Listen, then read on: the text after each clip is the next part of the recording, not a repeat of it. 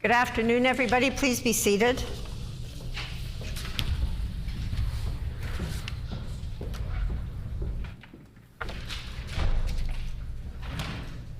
Routine proceedings, introduction of bills. The Honourable Minister of Justice. Thank you, Madam Speaker. I move, seconded by the Minister of Health, that Bill number 41, the Occupiers Liability Amendment Act, be now read for a first time. It has been moved by the Honourable Minister of Justice, seconded by the Honourable Minister of Health, that Bill number 41, the Occupiers Liability Amendment Act, be now read a first time. The Honourable Minister of Justice. Thank you, Madam Speaker. This bill contains amendments that will modernize the Occupiers Liabilities Act to ensure that occupiers receive timely notice of a personal injury claim related to snow or ice on private property. This will ensure that the issue can be remedied quickly to prevent further injury from somebody who's also entering that particular property.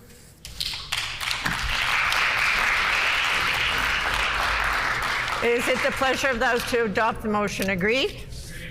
Agreed and so ordered. Further introduction of bills. The Honourable Minister of Justice. Thank you, Madam Speaker. I move, seconded by the Minister of Indigenous Affairs, Reconciliation and Northern Relations, that Bill number 43, the Provincial Offences Amendment Act, be now read for a first time.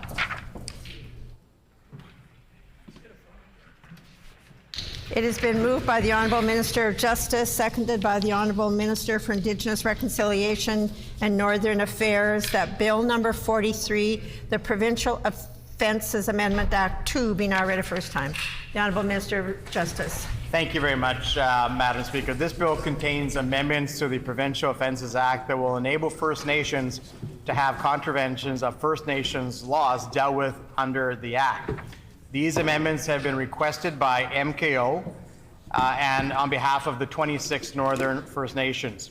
In particular, MKO has identified the need for the extension of the ticketing regime in the Provincial Offences Act to First Nations laws to make enforcement more efficient, which will also effectively enhance and support compliance and public safety in First Nations communities. And I want to thank and welcome representatives from MKO who have joined us here this morning, this afternoon.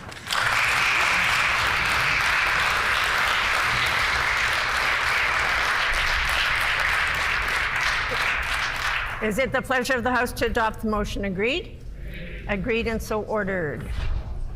Committee reports, tabling of reports, ministerial statements. The Honourable Minister for Sport, Culture and Heritage, and I would indicate that the required 90 minutes notice prior to routine proceedings was provided in accordance with Rule 27(2). Would the Honourable Minister please proceed with his statement?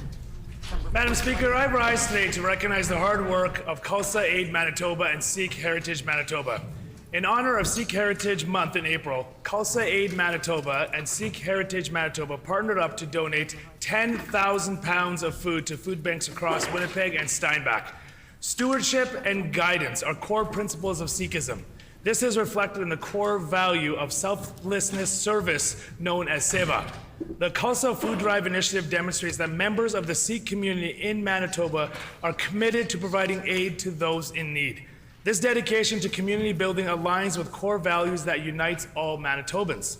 The Khalsa Food Drive initiative went on to collect over 10,000 pounds, nearly 11,000 pounds of food.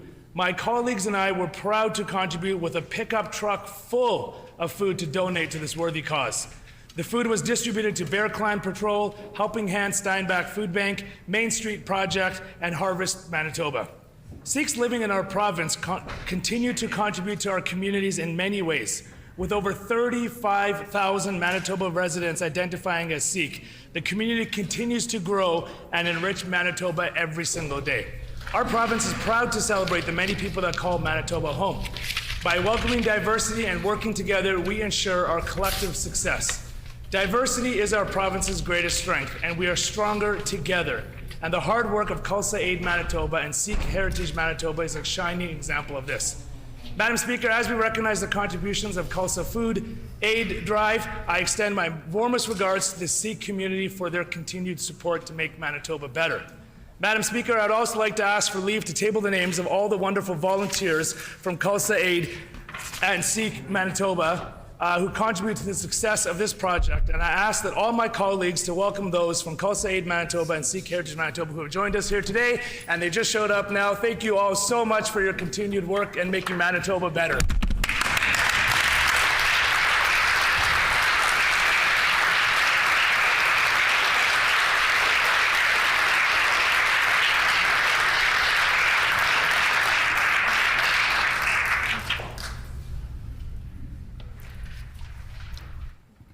The honourable member for Burrows. Oh, pardon me, I'll just revert back. Is there leave to include the names in Hansard?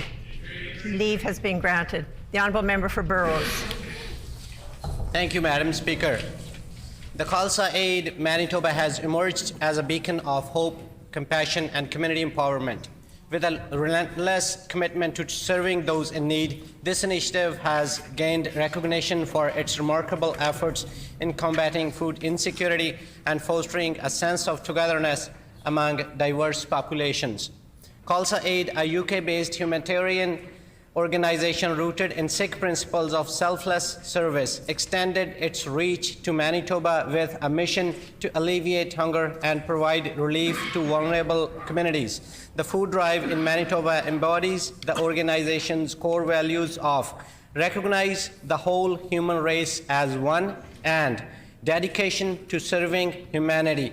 By organizing events and initiatives that address food scarcity and support those facing difficult circumstances.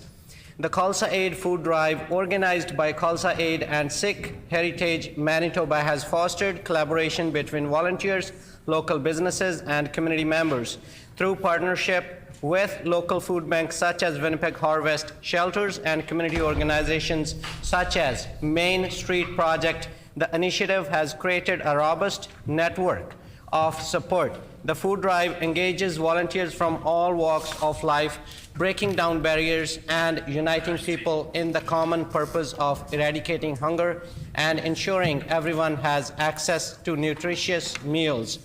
Through an extensive outreach program, the Khalsa Aid Food Drive and the Sikh community have made a positive impact on Manitoba through distributing food, organizing fundraisers, and holding awareness campaigns to combat food insecurity. These initiatives have offered relief to individuals and families facing economic hardships and actively empower them by helping to meet their basic needs and restore their dignity. The Khalsa Aid Food Drive in Manitoba stands as a shining example of community empowerment, compassion, and unity. Through its unwavering commitment The to member's time has eradicating... expired. Is there leave to allow the member to complete his statement? Leave has been granted. The honourable member for Burrows. Thank you, Madam Speaker. Through its unwavering commitment to eradicating food insecurity, the initiative has not only provided relief, but has also fostered a strong sense of belonging and hope for a brighter future. Thank you, Madam Speaker.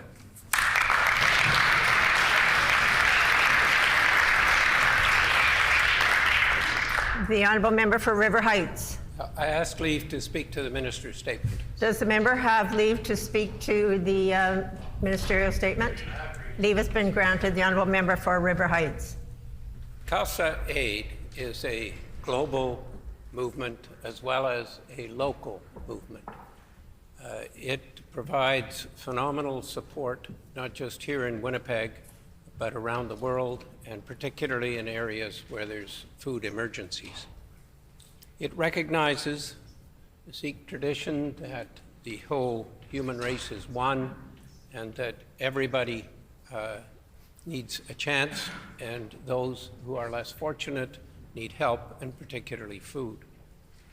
I understand in the Golden Temple in India that food is available for those who need it 24/7. Just one small example. But what is happening here in Winnipeg, in Manitoba, is incredible.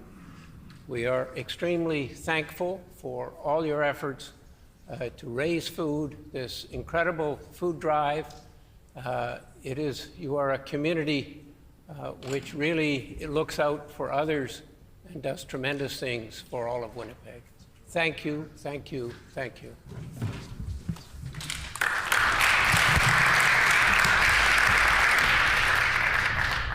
Member statements. the Honourable Minister of Seniors and Long-Term Care.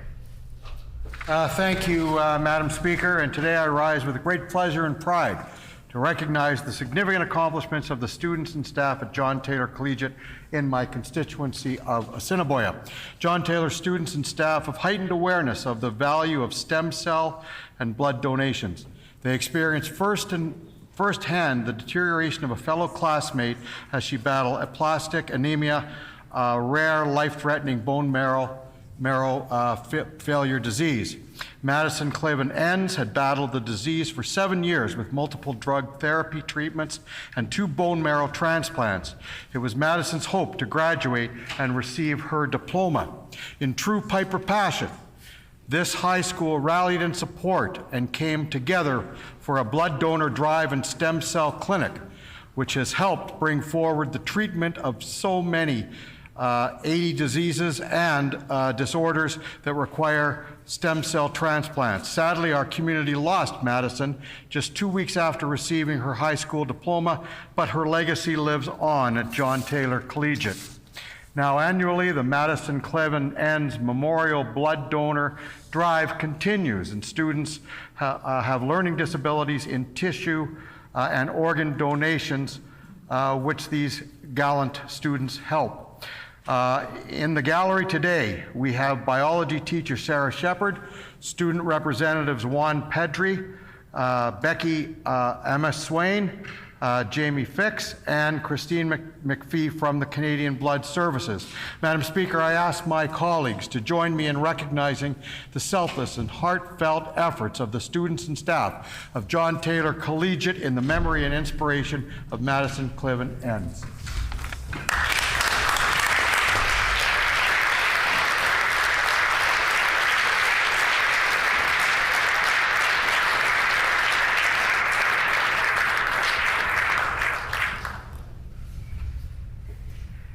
The Honourable Member for Point Douglas. Which, Madam Speaker, last year the Manitoba Advocate for Child and Youth released a special report on the government's compliance with their recommendations. Unfortunately, they found that only 12 of the 67 recommendations were complete. On recommendations related to mental health and addictions, nearly half had not been completed. Earlier this year, the Advocate had also raised concerns about how youth are being discharged without a plan to address the full scope of their mental health needs, including families struggling to navigate systems and provide care to their children without support. In some communities, mental health services and resources are not even available. Mental health resources for youth have been scarce for years, and the impact of the pandemic has only made it worse. This is particularly true in rural and northern communities. Sadly, we know that one result of this is the crisis of youth suicide in our province. The government's lack of action to provide adequate resources and supports for youth in Manitoba is an irresponsible failure and is costing lives. And the crisis of youth mental health is only growing. In 2021 and 2022 year alone, the Advocate's Office received nearly 3,000 requests for services, and 59% of the young people they serve were experiencing mental health and substance abuse issues. Our youth deserve better. They deserve to have resources and supports they need to grow and thrive regardless of where they live or what challenges they've experienced. To everyone who works on the front lines providing mental health care to youth, I want to thank you for the incredible hard work that you all do. To those youth who are struggling with their mental health, know we see you, we support you, we love you, and you are not alone.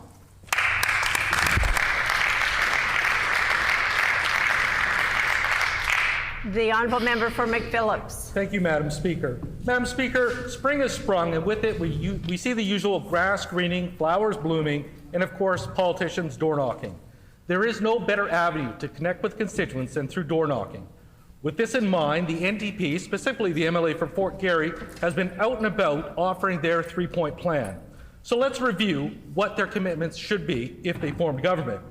Firstly, they are promising Manitoba public insurance rebates, despite their leader calling previous MPI rebates, and I quote, not the most effective way to reach people, end quote. And despite decrying the financial foundation of MPI almost daily, they want to dip into reserves to lubricate their voters. With this so-called commitment, the NDP are making their disdain and hostility to the Public Utilities Board public. Secondly, the MLA for Fort Garry is knocking on doors telling Manitobans that an NDP government will somehow lower grocery prices through regulations. This commitment reinforces just how to touch the NDP are in terms of actually running a lemonade stand, much less a grocery store. How many grocers who are already surviving on razor-thin margins, along with assortment of additional expenses, were actually spoken to about this commitment? I can answer, 0. For the NDP, apparently running even more small grocers out of business, creating more food deserts and less options for consumers is how they will address the affordability crisis. Finally, according to the MLA for Fort Garry, and I quote, "Newcomers will make us all wealthy." How very offensive and typical of the NDP. They have no interest in actually breaking a sweat and building our economy. Instead, it appears that the NDP have ripped a page from The Simpsons when Homer ran for office on the mantra, "Can't someone else do that?" That, Madam Speaker, is the epitome of laziness and colonialism. We on this side of the House work with newcomers to ensure their success, while the NDP MLA for Fort Garry insists that newcomers only exist for his success. Thank you.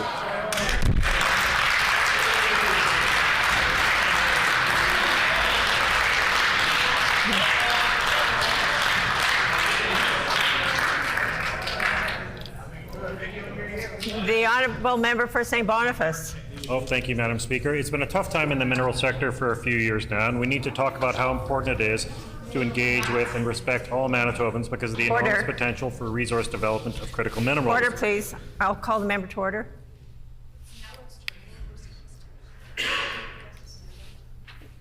I would point out we haven't always followed the order that's on the papers. Many people have stood up at different times. If you want to do it today, then I would apologize to the member for St. Boniface and recognize the honourable member for Transcona. The honourable member for Transcona. Well, thank you, Madam Speaker. I rise today to pay tribute to a Manitoban who was raised in Transcona and whose story was in the news recently. His name is Jason Butchart. On Wednesday, May 10, Jason passed away while driving back to his job at Percy E. Moore Hospital in Hodgson, Manitoba, where he worked as a registered nurse after fulfilling his duty as a volunteer firefighter that very same day. Jason had been on call as a volunteer firefighter for the RM of Fisher. He was the first responder to reach a scene of a car accident that occurred on Highway 68. With the help of his fellow volunteer firefighters, Jason provided medical treatment to the injured, which included an infant who was 10 months old. As always, due to his experience as an RN, Jason was a calming presence while they waited for the paramedics and Star Ambulance to arrive. Jason was 54 years old. Jason spent time in the military, loved motorcycles, and played the bagpipes. On behalf of all Manitobans, I want to thank Jason for his commitment to his duty, his dedication to being there when we needed him most. I want to express my appreciation to all volunteer firefighters in Manitoba. Many RMs rely on individuals like Jason who take the time out of their busy lives to volunteer, to receive training, and make themselves available and alert for those unexpected moments when we are in danger and distress. While we grieve for Jason and his family, we also want to provide them with support, just like Jason selflessly provided support to others when they needed it most. Today in the gallery, Madam Speaker, I have his mom, Mary, his father, Ken, and his sister, Michelle. In closing, Madam Speaker, I ask for the indulgence of you and members of the Manitoba Legislative Assembly for a moment of silence to honor the memory, the work, and the life of Jason Butchart. Is there leave for a moment of silence? Please rise.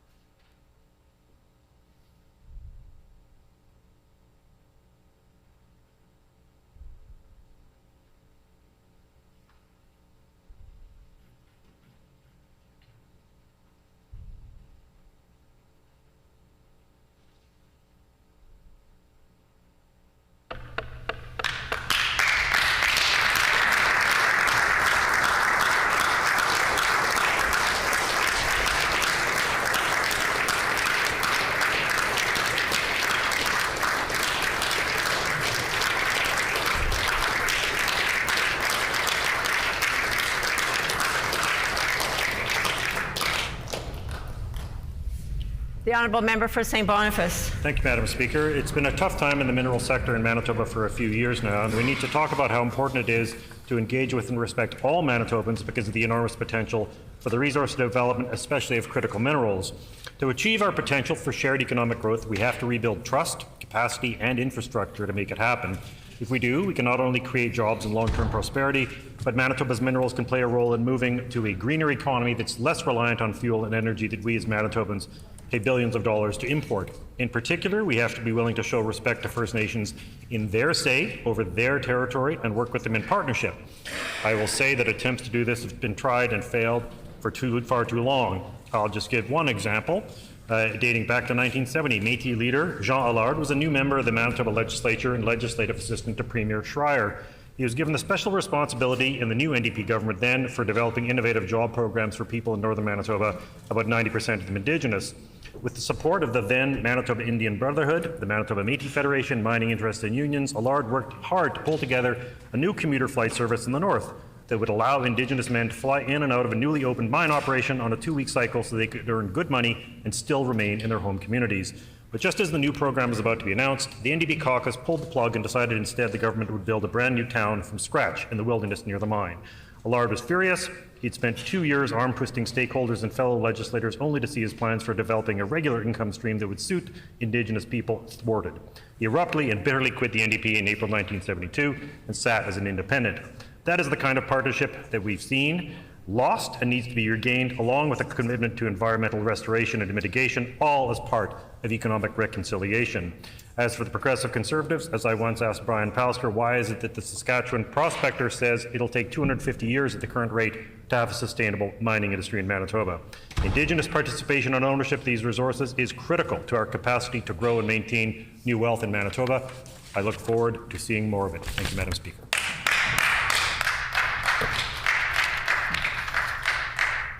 Prior to oral questions, we have some guests in the gallery that I would like to introduce to you.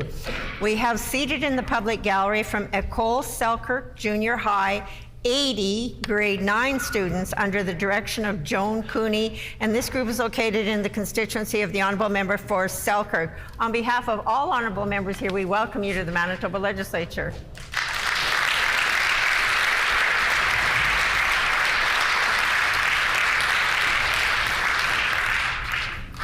Oral questions. The Honourable Leader of the Official Opposition.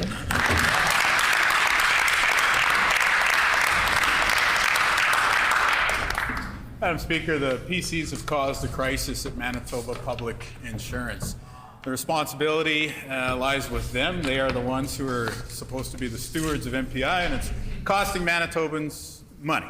Every Manitoban now has to pay more on their autopack premiums. Now, new information now shows when the PCs became aware of the problems at MPI. I'll table them. It shows that the PC government became aware of the $200 million cost overrun at MPI 2 years ago, in the summer of 2021. And yet the Premier has done almost nothing for 2 years.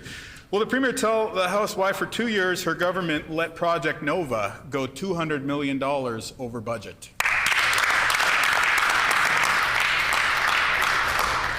The Honourable First Minister. Well, thank you very much, Madam Speaker. And the Leader of the Opposition knows that when the NDP was in government, that they didn't actually put in a new IT system or oversee that at Manitoba Public Insurance. So we continue to clean up the mess of the previous NDP government, Madam Speaker. It's important that we move forward with those projects.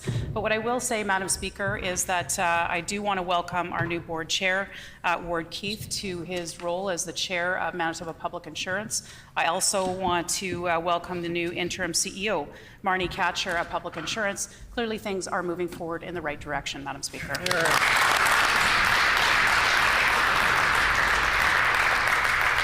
The Honourable Leader of the Official Opposition on a supplementary question.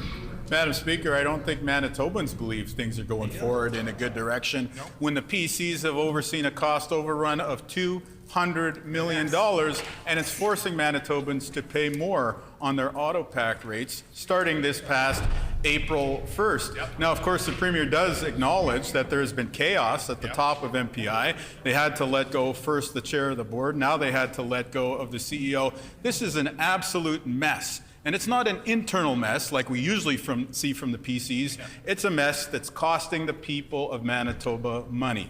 Business owners who have to deliver transportation, consumers, the average Manitoban who needs to commute in order to get to work. Will the Premier tell the House why she authorized all of the mistakes that have cost Manitobans so much money on their autopack premiums?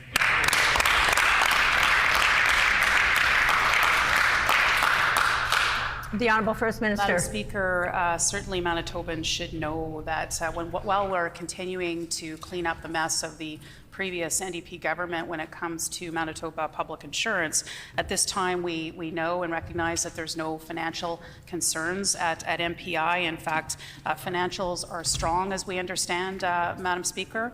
And I will also say for the record, because the Leader of the Opposition won't, that there were 2 rebate checks that were given out to Manitoba public insurance ratepayers, Madam Speaker, and that was done under our watch, not theirs, where they jacked up fees for MPI clients.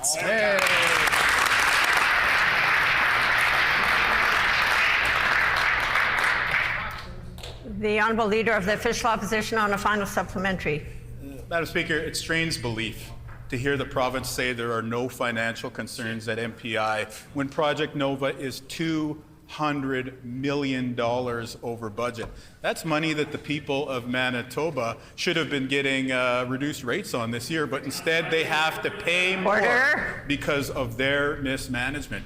Now, the financial concerns at MPI, they go beyond the $200 million cost overrun, and they include the $12 million untendered contract that was paid out to McKinsey. We've asked questions, very serious concerns brought up about this consulting firm and their activities, not just in Manitoba, but across the country. And yet, the Premier insists on signing off and ensuring that McKinsey gets paid. Will the Premier tell the House just how much money is being paid to McKinsey in the end for the work that they may not have even done on Project Nova?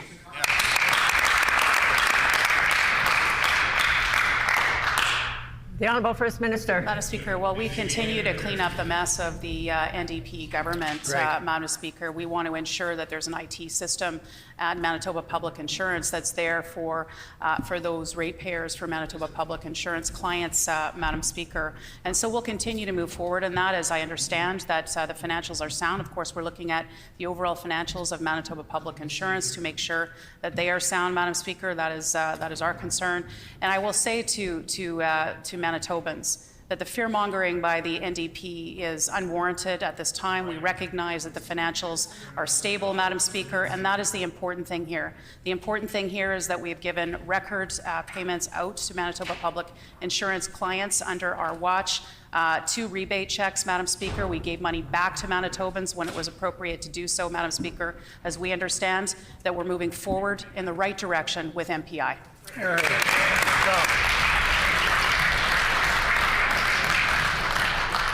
The Honourable Leader of the Official Opposition on a new question. Madam Speaker, before we move on, let's just make sure that the situation at MPI, let's just make sure people understand the situation at MPI is an absolute mess, and it was created entirely under the PC's time in office. Another area where they've made a complete mess of things, and everyone in Manitoba knows this, is in our healthcare system. In fact, just within the past number of weeks, they've turned around and rejected proposals from surgeons at the Grace who wanted to invest in our public system. They've turned around and attacked physicians who've spoken out publicly with recommendations for how to improve public health care in Manitoba. And why did they do that? Well, we now know it's because they went and signed a private contract with the Cambie Medical Centre out of British Columbia. For those who don't know, this is one of the leading proponents of privatization of healthcare in Canada. They tried to go to the Supreme Court, this clinic did, to attack the Canada Health Act, which guarantees universal coverage for all Canadians. Is the Premier trying to fund the Cambie Clinic's next court challenge with this contract?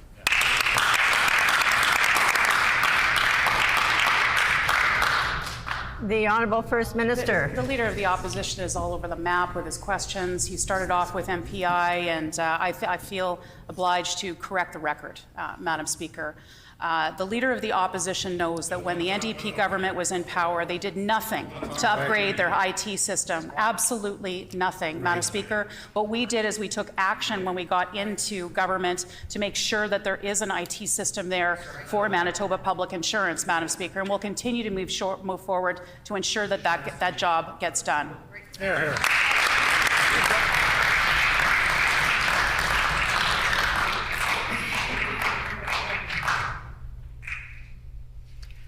The Honourable Leader of the Official Opposition on a supplementary question. Well, it seems like the Premier doesn't want to talk about health care, and who can blame her? After being Brian Pallister's failed health minister, and we saw such terrible outcomes during the pandemic, now she's implementing a privatization agenda.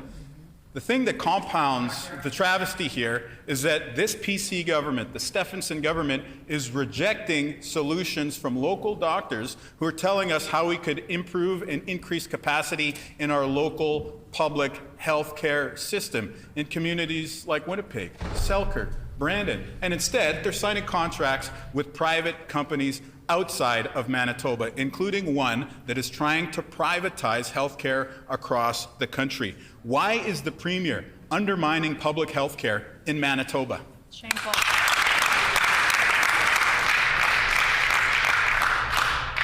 The Honourable First Minister. Madam Speaker, unlike the Leader of the Opposition and members of the NDP, we are focused on getting better results for patients, Madam Speaker. We won't take an ideological approach when it comes to ensuring that patients get the health care they need.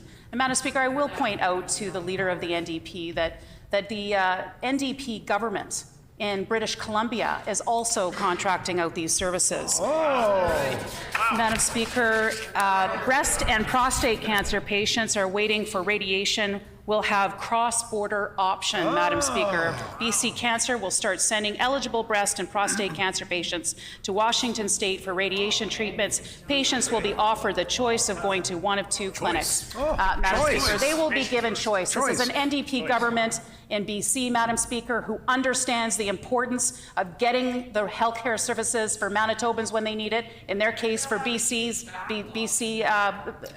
patients, Madam Speaker. The Leader of the Opposition and NDP don't get it in Manitoba. We will continue to do what's in the best interest of patients.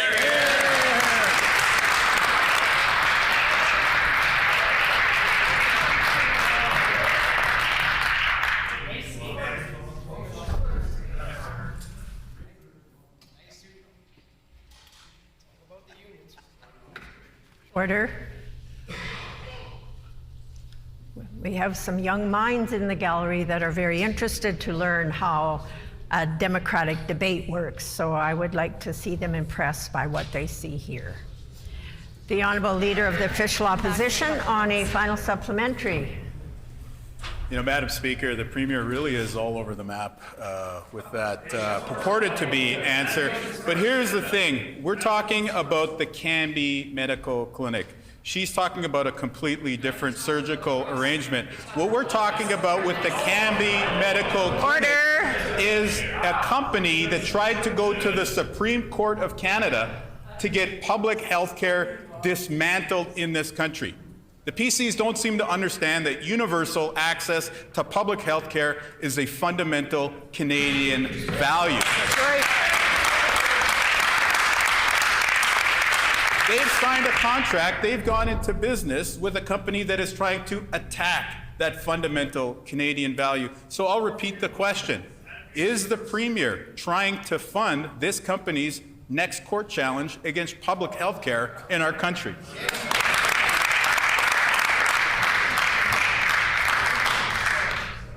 Order. The Honourable First Minister. Madam Speaker, the Leader of the Opposition is so obsessed with ideology that he refuses to put patient care first, Madam Speaker. We will always put patient care first, as will, and I will note, the Premier of British Columbia, Madam Speaker. And because the Leader of the Opposition perhaps hasn't seen this article, I'll table it for him today. But the article is entitled, Breast and Prostate Cancer Patients Waiting for Radiation Will Have Cross-Border Option. The BC government even gets it, Madam Speaker, that it's more important to put patient care ahead of their own ideology, Madam Speaker. We will always put patient care first in the province of Manitoba.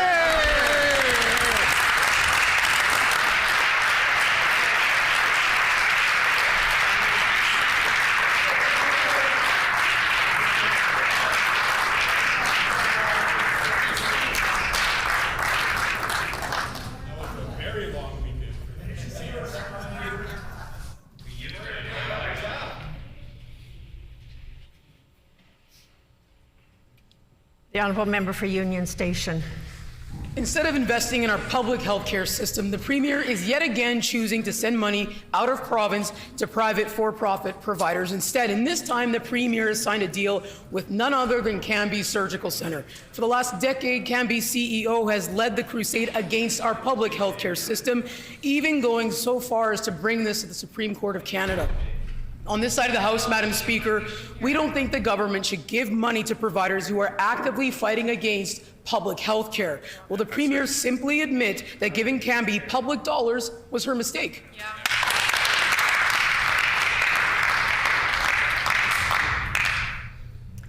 The Honourable Minister of Health.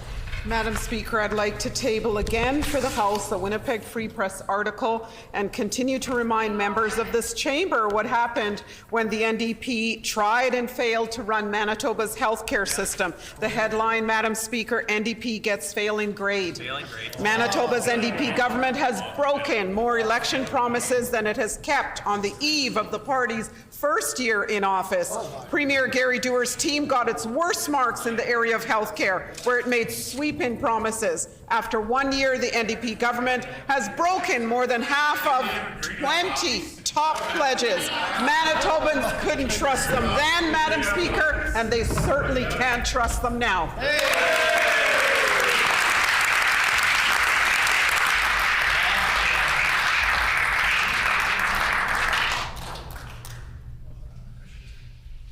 The honourable member for Union Station on a supplementary question.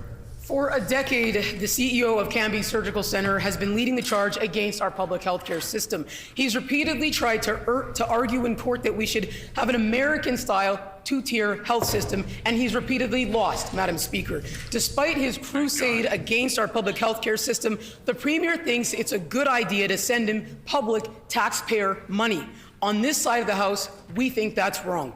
Will the Premier simply admit that paying a company that's argued against public health care, a system that the vast majority of Manitobans and Canadians depend on, is wrong?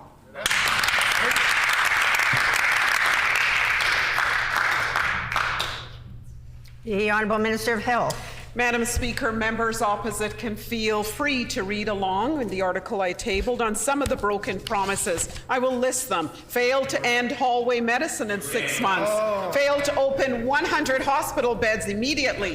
Failed to reduce the wait list for diagnostic testing. Failed to immediately implement the Nurses First program. Failed to end the practice of sending patients to Grafton, North Dakota. Failed to cut the prostate cancer wait list in half, and failed to establish a comprehensive cancer center. Failed, failed, failed, Madam Speaker.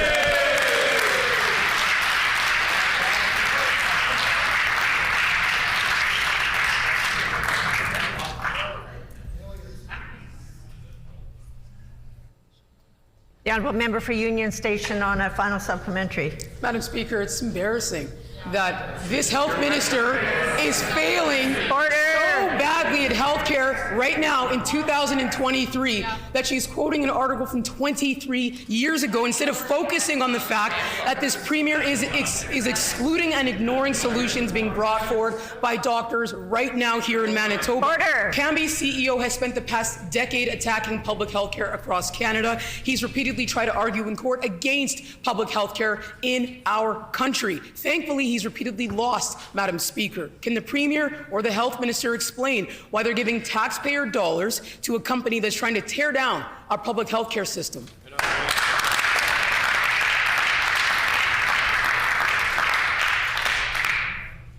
The Honourable Minister of Health. Madam Speaker, I'm sure the members opposite are wondering what the Manitoba Nurses Union President Maureen Hancock had to say about their NDP-managed health system.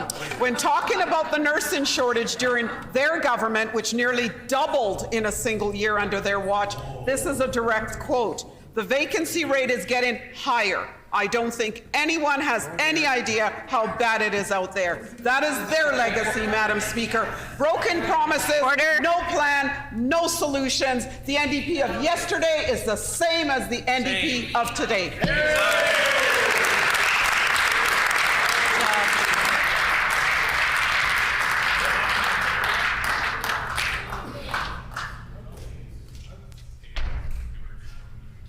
The The honourable member for Wolseley. Madam Speaker, in 2023, it should not be difficult for the leaders of this province to stand up and say that books should not be banned. But this Premier has refused to do so. Instead of unequivocally supporting the 2S LGBTQ+ community, she has said it should be up to school divisions to decide whether or not to protect Manitobans' human rights. School board trustees in Brandon will be hearing public presentations tonight, and Manitobans deserve a clear answer on where this Premier stands. Does she condemn banning books? Yes or no?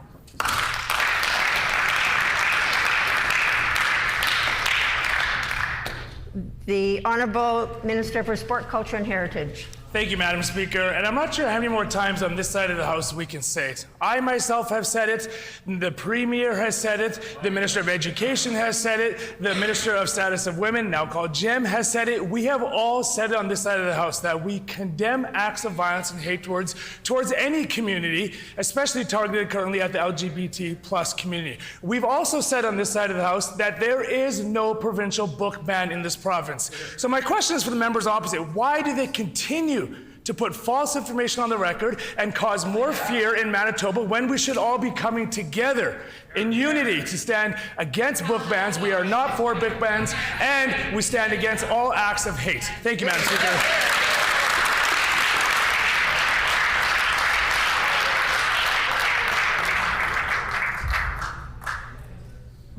I am going to have to call the member for Point Douglas to order. I could not even hear the minister's ending of his statements. So I'm going to please ask all members, and I'm going to call the member for St. John's to order now too. I'm trying to maintain some decorum in here, and when I can't hear answers and I can't hear questions, then we have a problem. So I'm going to ask for everybody's cooperation, please. The Honourable Member for Wolseley. Thank you, Madam Speaker. The question at hand here is whether the Premier will condemn banning books without qualifying her answer. Her record of disrespect speaks for itself. She was banned from speaking at Pride after disrespecting organizers by not showing up for them when she said she would. And even this morning, all the Premier would say about the situation in Brandon is that they're monitoring the situation. Well, the issue is coming for Brandon school trustees tonight, and Manitobans deserve an answer. Will the Premier condemn banning books today? Good job, Lisa.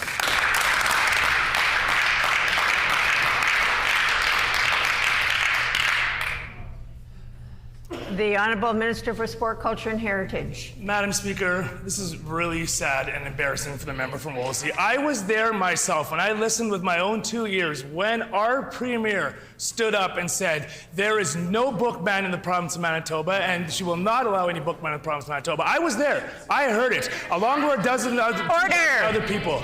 Now, the member of Wolseley wasn't there, but the member of Wolseley, and I'll quote, on May 17th said, the PC government needs to unequivocally speak out against book banning and condemn attacks on Riverbend. To do so is to fail to support the LGBT+ community. Madam Speaker, we have done that. We have done that over and over again. On May 16th in Hansard, I said it. On May 16th, the Minister of Advanced Education said it. And today, our Premier said it. So when will the members opposite stop fear-mongering in Manitoba?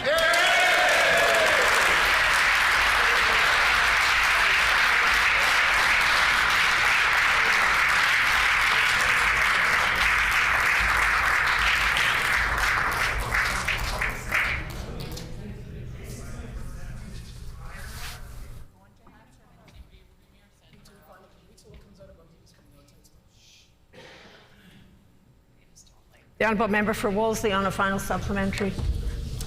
Thank you, Madam Speaker. At no time has the Premier of Manitoba stood in these chambers and said that book banning is wrong. And that is what we're asking for. Order. School trustees are meeting tonight. This is not just a hypothetical. This is happening. Manitobans want a clear statement from the leader of the province about what is happening. It matters to Manitobans, but the Premier still won't say the words that book banning is wrong. She needs to clearly condemn the banning of books, no ifs, ands, or buts. Will she finally stand in this House and do so today?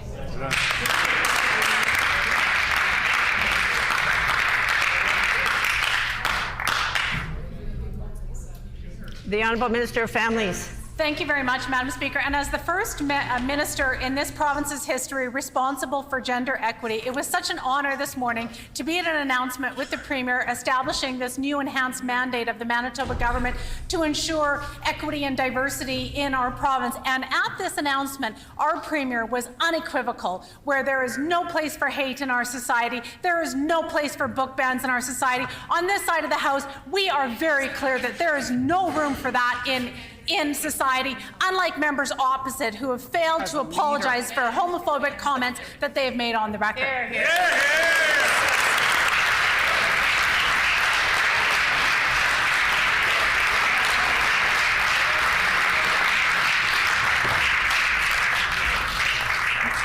The Honourable Member for Transcona. Well, thank you, Madam Speaker. Instead of properly funding schools after years of cuts, this Premier has sent out a letter offering custom graduation videos. This makes the Premier's priorities abundantly clear, Madam Speaker. She's more worried about campaigning to Manitoba students than supporting them in the classrooms. Students don't need an empty grad video. They need more teachers, more supports, and more essential funding in their classrooms. The Premier should stop politicizing education and fund it instead. Will she commit to doing so today? Yeah, great.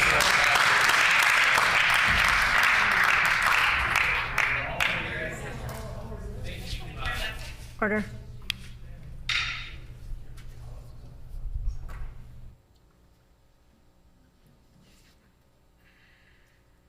The Honourable Minister of Education. Thank you, Madam Speaker. And once again, it gives me great pleasure to stand up and put some facts on the record, Madam Speaker. Madam Speaker, the member that represents Transcona, again, is talking from those self-serving talking points from his leader, Madam Speaker. It's a bunch of fear-mongering, fear that they're spreading all across this great province of Manitoba, Madam Speaker. $100 million this year alone to K-12 education, Madam Speaker. That's a 6.1% increase, Madam Speaker. In my next answer, I'll be talking about those wonderful graduations that are coming up for the K-12 system, Madam Speaker. So I appreciate the member from Transcona standing up and asking me another question on this topic.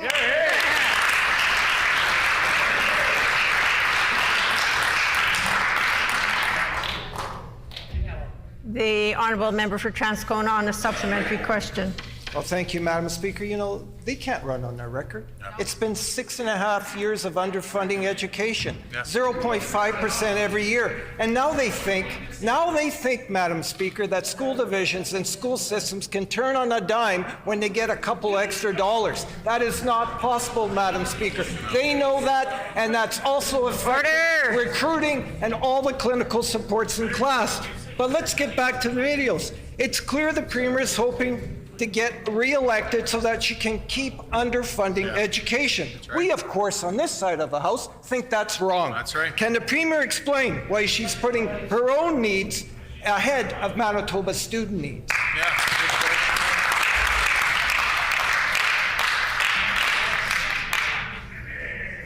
The Honourable Minister of Education.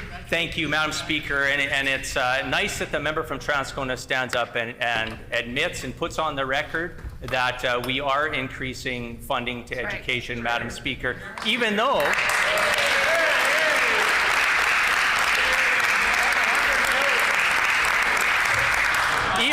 the member from Transcona and his NDP colleagues feel that $100 million is crumbs, Madam Speaker. Crumbs.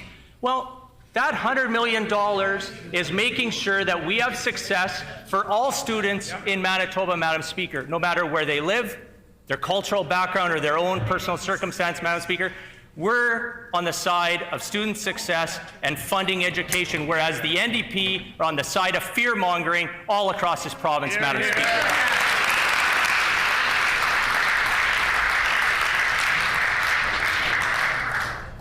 The Honourable Member for Transcona on a final supplementary. Well, thank you, Madam Speaker. The cumulative effect of underfunding isn't fear-mongering. It's factual right now. There are school divisions that can't buy school buses because of the increased cost due to the pandemic and due to years, Madam Speaker, of underfunding by this government. It's a cumulative effect, and they know it. And it's clear that these videos aren't going to meet the needs of students. No. She's made that abundantly clear over the past 7 years as being part of a government that has underfunded education consistently, Madam Speaker. Will the Premier now simply admit that cutting education has been wrong and will put Manitoba students ahead of our own political aspirations? Yeah.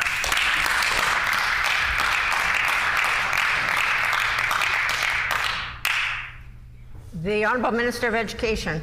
Thank you, Madam Speaker. And the member from Transcona and his NDP colleagues are just plain wrong, Madam Speaker. 23% increase to education since we've taken office in 2016, Madam Speaker. 23%. That's not crumbs, as the member from Transcona continues to put on the record. It's unfortunate that they continue to vote against the $100 million, 6.1% increase this year alone in education, Madam Speaker. On that point, Madam Speaker, I would like to wish each and every graduate of this coming during June from high school all the best in their future endeavors. And I know many of us in this great chamber of ours are going to be attending those graduations. So thank you, Madam Speaker, for your time.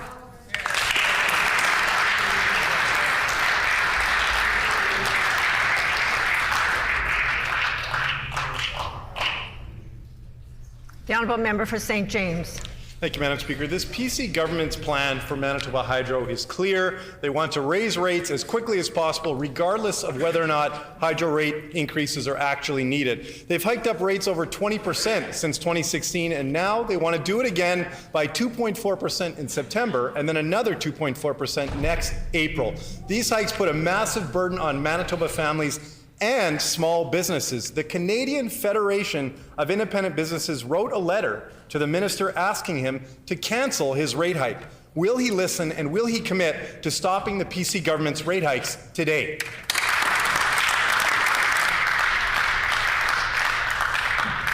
The Honourable Minister of Finance. Well, Madam Speaker, I think Manitobans should appreciate the situation the NDP left Manitoba Hydro in.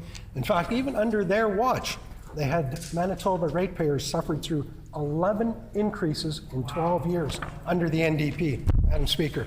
And you know what else they did, Madam Speaker? When they first got elected in 2001, one of their first orders of business, double the water power rental rates to Manitobans, Manitoba Hydro. That had a direct impact on the rates for Manitobans. Madam Speaker, at that time, $52 million increase on the backs of Manitoba Hydro ratepayers. That is the legacy the NDP have left.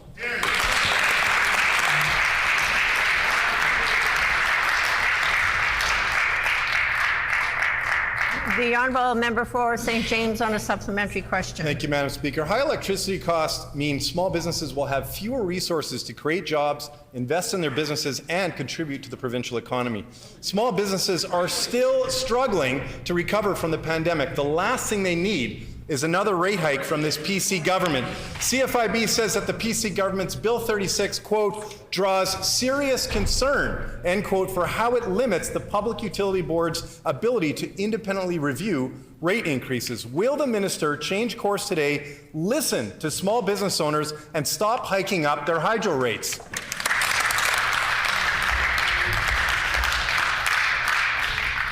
The Honourable Minister of Finance. Well, Madam Speaker, the only people that have been hiking rates for Manitoba Hydro were the NDP. In fact, they also doubled the debt guarantee rate for Manitoba Hydro. Again, forcing increased rates 11 out of 12 years on the backs of Manitoba Hydro ratepayers. We, our government, recognized that was the wrong approach. That is why we reduced both the water rental rates and the debt guarantee rates in half, saving Manitoba Hydro and Manitoba Hydro ratepayers $185 million this year alone.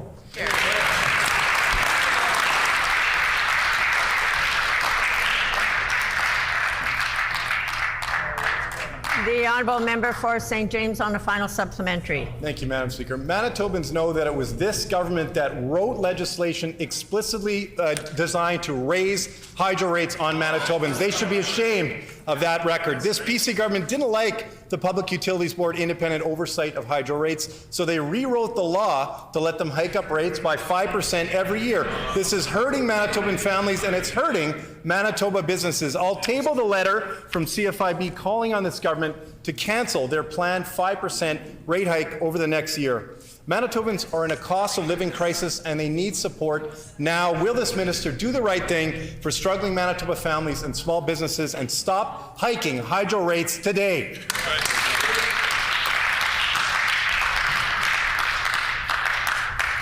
The Honourable Minister of Finance. Well, Madam Speaker, the NDP left Manitoba Hydro with a legacy of $24 billion in debt because of their boondoggle and because they completely ignored the Public Utilities Board when they started to building Bipole 3 and Kiosk. Madam Speaker, we believe in a strong Manitoba Hydro and we believe in a strong Public Utilities Board. That's why we're taking these steps to reduce debt guarantee and water rental rates to Manitoba Hydro. As well, we've added $2 million in this year's budget to strengthen the oversight of the Public Utilities Board.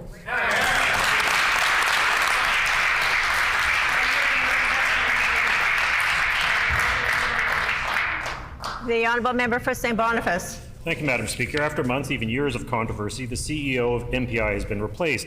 While there have been hundreds of millions of dollars in Project Nova cost overruns and millions more in contracts for consulting, we've heard that's only the tip of the iceberg. We've heard that one of the current issues at MPI is that workers were promised a flexible back-to-work plan, which was suddenly revoked. Some folks working remotely were much more productive. We heard that after a visit to MPI by the minister, this plan was suddenly scrapped. Some workers were in tears because they'd already rearranged their lives, including cancelling childcare based on the plan. Can the Premier confirm that the minister was the one who instructed MPI that all workers had to come to work in person?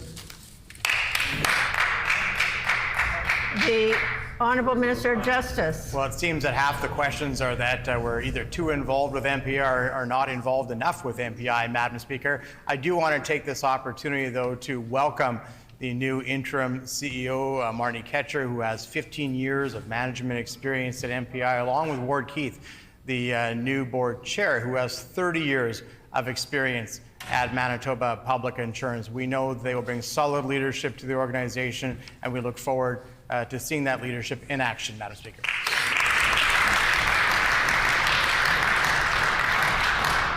The Honourable Member for St. Boniface on a supplementary question. Thank you, Madam Speaker. One of the things I've seen since becoming MLA is the incredible power that our Crown Corporation monopolies hold and why they need independent oversight while still being accountable to the public and stakeholders and still having ministerial accountability. In the last few years, MPI went after brokers. They threatened the Automotive Trades Association if they didn't sign a lousy contract, they'd pull their licenses. Its coffers were plundered so the PCs could send out checks for pandemic relief. By any measure, this is a fiasco. Manitobans have the right to know exactly what went wrong at MPI. Will the Premier commit to releasing the third-party review findings before the general election this fall?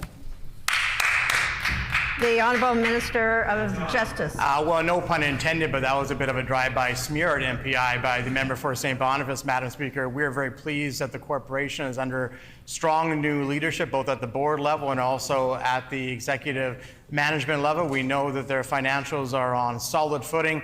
Madam Speaker, we know that they're transitioning to a new online system to provide better service for Manitobans. We also know that we have historic low rates when it comes to MPI and historic rebates. When the NDP were in government, the only thing that they did was demand free Jets tickets.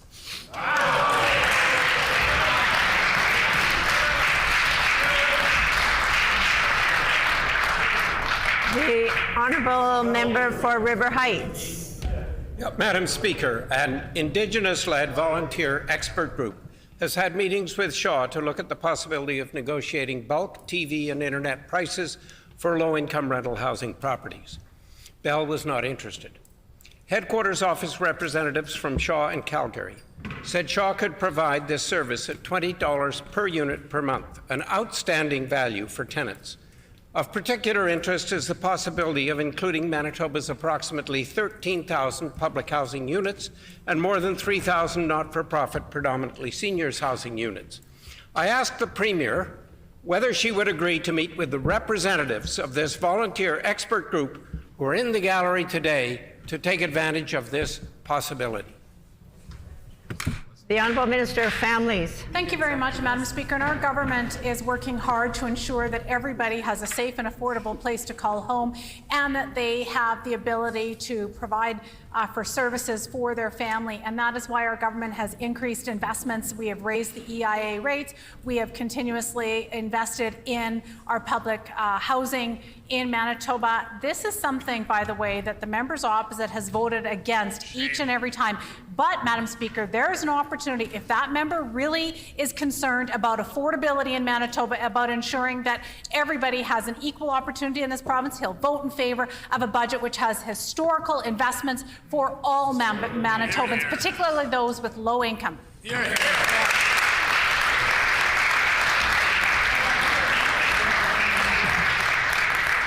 The Honourable Member for Brandon East. Madam Speaker, our government continues to prioritize public safety by investing and providing supports in our police and in our community organizations. We know that the NDP don't believe in funding our local law enforcement. Nope. Instead, they would rather defund the police and any other safety initiatives. Yep. Can the Minister of Justice please share how our government continues to focus on making our streets safer?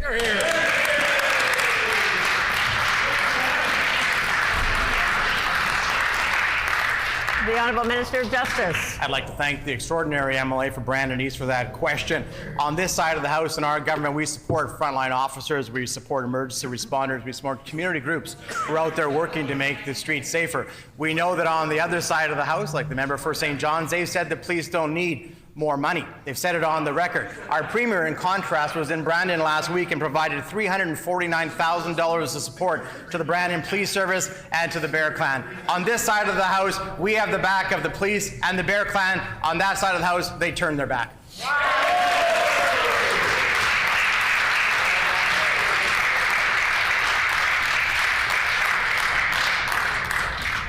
The Honourable Member for Thompson. Thank you, Madam Speaker. York Factory Cree Nations Chief Daryl Westescoot is raising the alarm about the urgent need for youth mental health supports. Recent youth suicides and suicide attempts have prompted a state of emergency in the community. Chief Westescoot says that isolation and a lack of infrastructure are contributing to the crisis and that previous calls to government have failed. Thoughts and prayers are not enough, Madam Speaker. They need action now. What is this PC government doing to address the crisis in York Factory Cree Nation?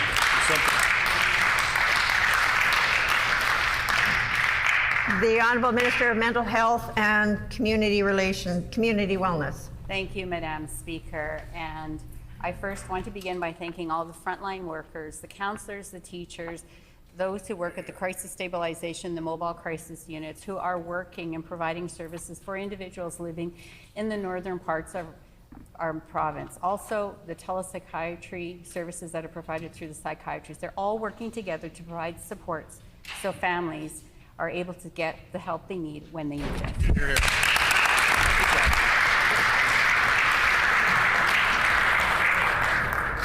The time for oral questions has expired. Petitions. The Honourable Member for Transcona. Oh, thank you, Madam Speaker. I wish to present the following petition to the Legislative Assembly. To the Legislative Assembly of Manitoba, the background to this petition is as follows. Number one, according to Census 2021, Punjabi is the fourth most spoken language in Canada, and there are 33,315 people in Manitoba whose native language is Punjabi. Number two, thousands of Punjabi newcomers are coming to Manitoba as students and as immigrants looking to call this province home. People of Punjabi origin contribute a great deal to the social economic development of Canada and Manitoba in fields such as education, science, health, business, and politics. Number three, in coming to Manitoba, Punjabi newcomers make sacrifices including distance from their cultural roots and language. Many Punjabi parents and families want their children to retain their language and keep a continued cultural appreciation.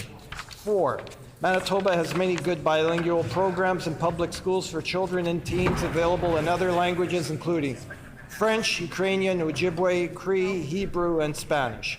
Punjabi bilingual programs for children and teens, as well as Punjabi language instruction at a college and university level could similarly teach and maintain Punjabi language and culture. Number 5, Punjabi bilingual instruction would help cross-cultural friendships, relationships, and marriages and prepare young people to be multilingual professionals. We therefore petition the Legislative Assembly of Manitoba as follows: to urge the provincial government to take steps to implement Punjabi bilingual programs in public schools similar to existing bilingual programs, and take steps to implement Punjabi language instruction in other levels of education in Manitoba.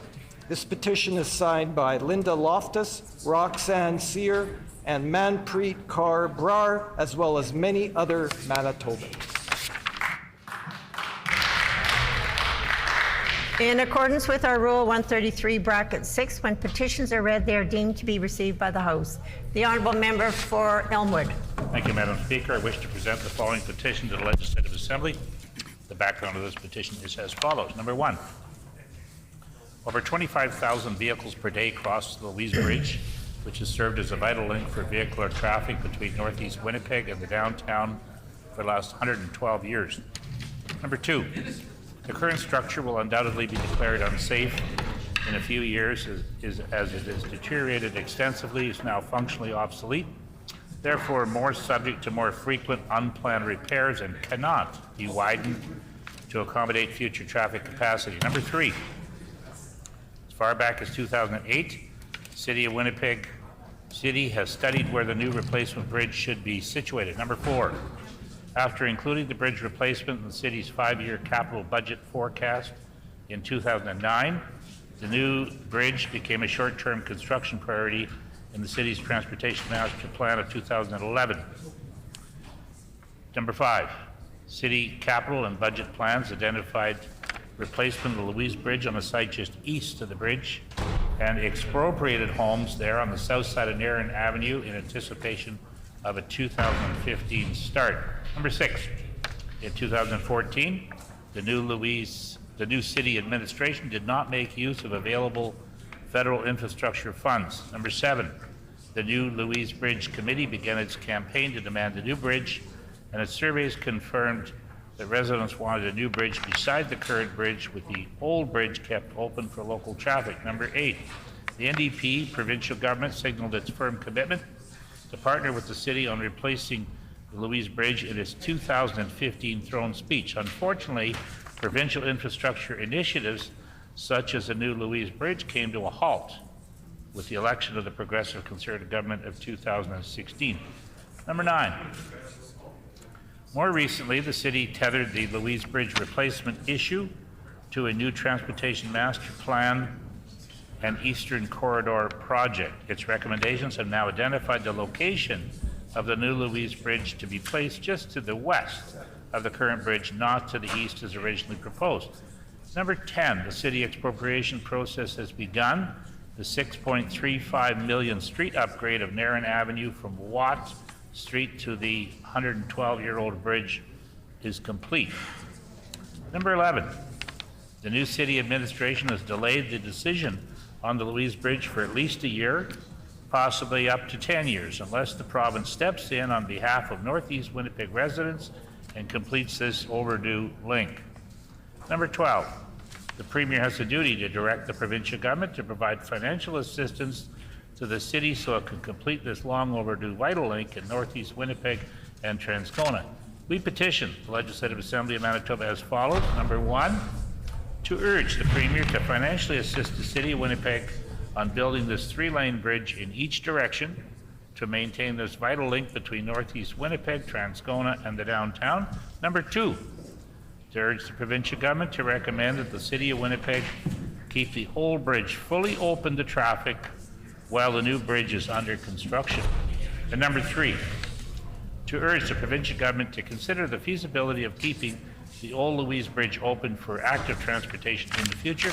This petition is signed by many, many Manitobans.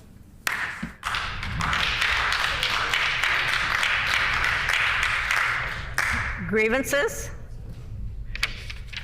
Orders of the day, government business, the Honourable Government House Leader. Thank you, Madam Speaker. A couple of announcements before calling business for the afternoon. Pursuant to Rule 34(7), I'm announcing that the private member's resolution to be considered on the next Tuesday at private member's business will be the one put forward by the Honourable Member for Selkirk. The title of the resolution is thanking those who have been a part of the 42nd Legislature. It has been announced that the private member's resolution to be considered on the next Tuesday of private member's business will be one put forward by the Honourable Member for Selkirk. The title of the resolution is thanking those who have been a part of the 42nd Legislature. The Honourable Government House Leader. I'd like to announce the Standing Committee on Social and Economic Development will meet on Thursday, May 25th, 2023 at 6 p.m. to consider the following. Bill 218, an act respecting the title Associate Judge, various acts amended. Bill 230, the Municipal Councils and School Boards Elections Amendment Act, and Bill 237, the Advanced Education Administration Amendment Act. It has been announced that the Standing Committee on Social and Economic Development will meet on Thursday, May 25th, 2023 at 6 p.m. to consider the following. Bill 218, an act respecting the title Associate Judge, various acts amended. Bill 230, the Municipal Councils and School Boards Elections Amendment Act, and Bill 237, the Advanced Education Administration Amendment Act. The Honourable Government House Leader. Could you please resolve the House in a committee of supply? It has been announced that the House will consider estimates this afternoon. This House will now resolve into committee of supply. Mr. Deputy Speaker, please take the chair.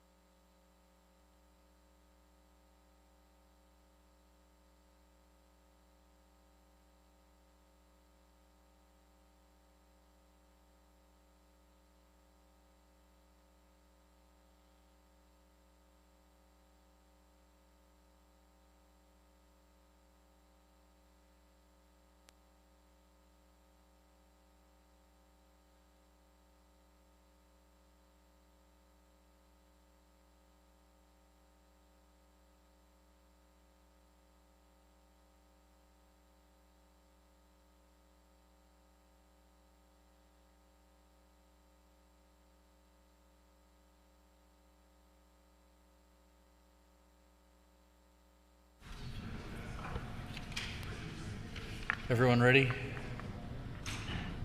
Yes. The absence of no will be received as a yes. Will the Committee of Supply please come to order? This section of the Committee of Supply will now consider the estimates of the Legislative Assembly. Does the Honourable Speaker have an opening statement? The Honourable Speaker. I am pleased to be in attendance for consideration of the Legislative Assembly estimates in my capacity as Speaker of the Assembly. I have served as Speaker for the past 7 years, and it has definitely been a highlight of my career as an MLA to serve in the role of Speaker. I take considerable pride in the work done by Assembly staff and the various initiatives that have been undertaken for the Assembly during my tenure as Speaker. Once upon a time, the Government House Leader used to defend the Assembly estimates. However, for the past 22 years, the Assembly estimates have been presented in the Committee of Supply by the Speaker, which demonstrates the separation of the Assembly from executive government. In my role as Speaker, I take my responsibilities for the Legislative Assembly very seriously. I work hard to ensure that good services are provided to members and that the independence of the Legislative Assembly is respected. Over the years, the Assembly has been able to accomplish many good things for members, and we hope to continue this in the future. Today, I will be noting some of the initiatives undertaken during the previous fiscal year. During this time, we saw society begin to return back to normal activities as vaccines and increased knowledge about the transmission of the COVID-19 coronavirus, as well as changes in public health orders, made the transition back to regular activities a more viable option. Some of the highlights undertaken in the return to normal operations over this past year include all MLAs being present in the chamber to participate in proceedings instead of having reduced capacity numbers for social distancing reasons. The retention of the virtual participation option for MLAs to attend sittings of the House and committee meetings for circumstances where travel or health concerns made it prudent for some members to participate virtually. The return of the appreciation lunch held for Assembly staff by Human Resource Services. The resumption of MLAs attending parliamentary conferences and professional development learning opportunities in person. The holding of a Christmas lunch for staff of the Legislative Assembly by the Speaker.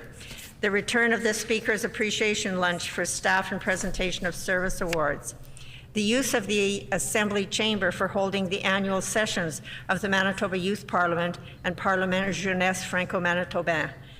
In addition, other important initiatives undertaken over the past year include the release of the second Legislative Assembly annual report covering the years 2020 to 2022, the hiring of a second staff person to augment the Assembly's digital media branch, the recruitment and hiring of an IT manager and a senior technical support person for the Assembly's new IT branch for the Assembly offices in the Legislative Building. A change to the rules of the House where traditional Indigenous and traditional cultural or ethnic clothing can now be worn in the chamber without requiring special permission, and the election of the first Muslim MLA in Manitoba's history. Another significant milestone for the Assembly took place with the passage of and coming into force of Bill 26, the Officers of the Legislative Assembly Various Acts Amended, on June 1st, 2022. This legislation changed the responsibility for appointment and remuneration of officers of the Legislative Assembly to the Legislative Assembly Management Commission. Previously, these appointments had been made by order in council with remuneration set by executive government.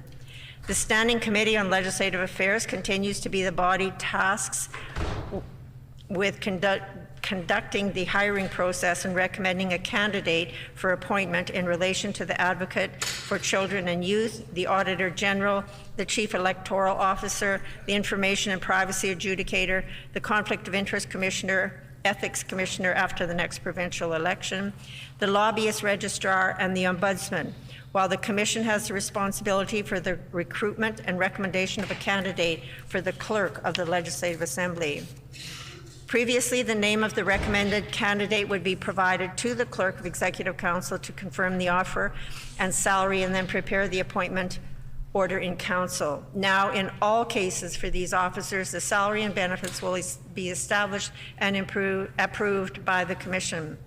The names of the candidates recommended by the Standing Committee on Legislative Affairs for these positions will be reported to the Assembly, reported from LAMC in the case of the clerk, and the successful candidates will then be appointed by resolution of the Assembly.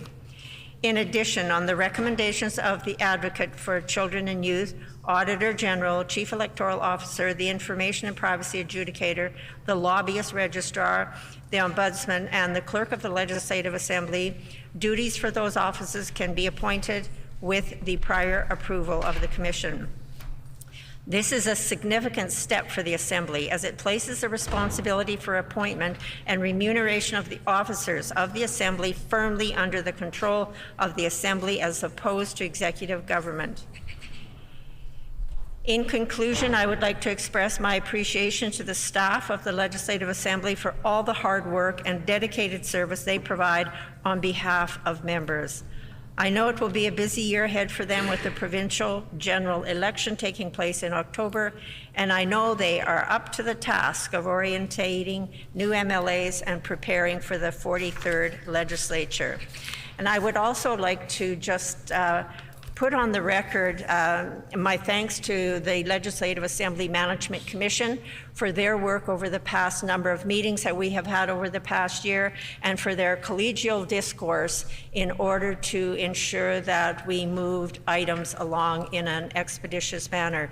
So my gratitude goes out to LAMC for the amount of work that they put in to do the job as commissioners. And I would be pleased to answer any questions. We thank the Speaker for those comments. Does the official opposition representative have any opening comments? The Honourable Member for St. John's. Miigwech, Chairperson. I would just like to say miigwech to all of the Legislative Assembly staff and clerks. As many of us have said in this chamber, there is a lot of work that goes on in respect of running and administering the Manitoba Legislative Assembly. And there is extraordinary expertise and historical knowledge that many of the clerks and staff hold that allow us to be able to do our jobs as MLAs and allow us to serve Manitobans, particularly in these roles. And so I want to say a profound miigwech for all of the work and that goes on, the work that we don't even really see behind the scenes. I know that there are phenomenal clerks that do just amazing work that we don't see on the daily basis. We see folks that are in the chamber, and we are always in awe and appreciative of those folks, but also the clerks that are behind the scenes. And again, all of the staff that help run this, Legislative Assembly. And as we move out of this 42nd Manitoba Legislative Assembly, I think it's important for us all to reflect on how, what a privilege and honor it is to be able to sit in this chamber and do the work that we are elected to do, which is to serve Manitobans, to serve in the best of our abilities, and working towards the best province that we can have. And it is quite an honor and quite a privilege. And I just want to say from the bottom of my heart and on behalf of our NDP caucus, we take that responsibility very, very seriously. And we say a profound miigwech to be in these roles. Miigwech. Thank you. Oh. We thank the representative from the official opposition for those remarks. At this time, we invite staff to enter the chamber, and I would ask the Speaker and the official opposition representative to please introduce their staff in attendance.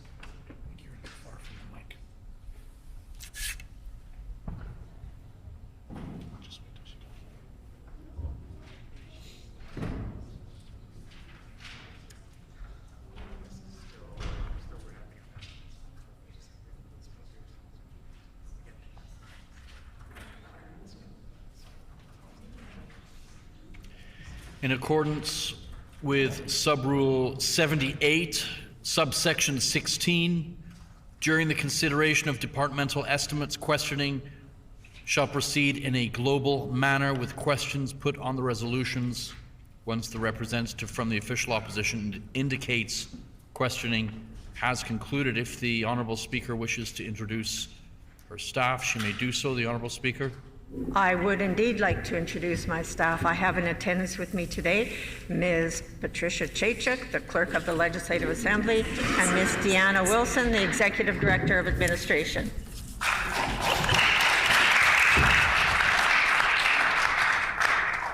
The floor is now open for questions. The Honourable Minister of Justice. Thank you, Mr. Chairperson. More of a comment than a question.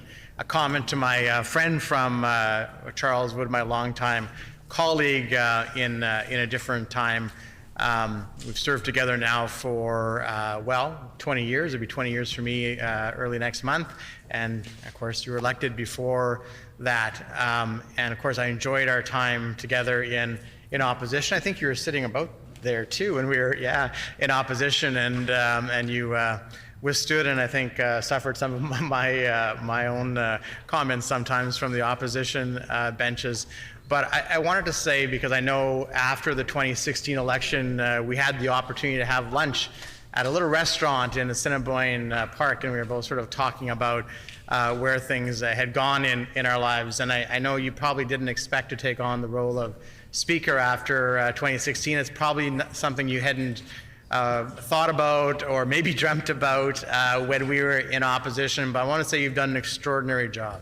And I look at not only the way that you've handled the House, but equally and maybe more importantly, outside of the House, some of the connections that you've drawn. I know pushing and advocating for a lot of the issues on women in politics have been very, very important. The connections through things like our Midwest Legislators Conference and the importance of having those interjurisdictional discussions. Some of the challenges at LAMC, and of course those are all internal, so they'll remain internal, but you stick handled those well, always advocating for the office of the Legislative Assembly, but knowing that the challenges that come with having to fund some things too. And so I just wanted to say, because I know there won't be many more opportunities for me to say, and maybe not any more opportunities in the next 7 days before we conclude the session and go into the next election, that I've not only enjoyed serving with you as a colleague, but you've done an extraordinary job as Speaker, and any uncertainties or insecurities you may have had at that lunch we had at the Assiniboine Park that day many years ago, you certainly have overcome and done it with elegance and class. So thank you, Madam Speaker.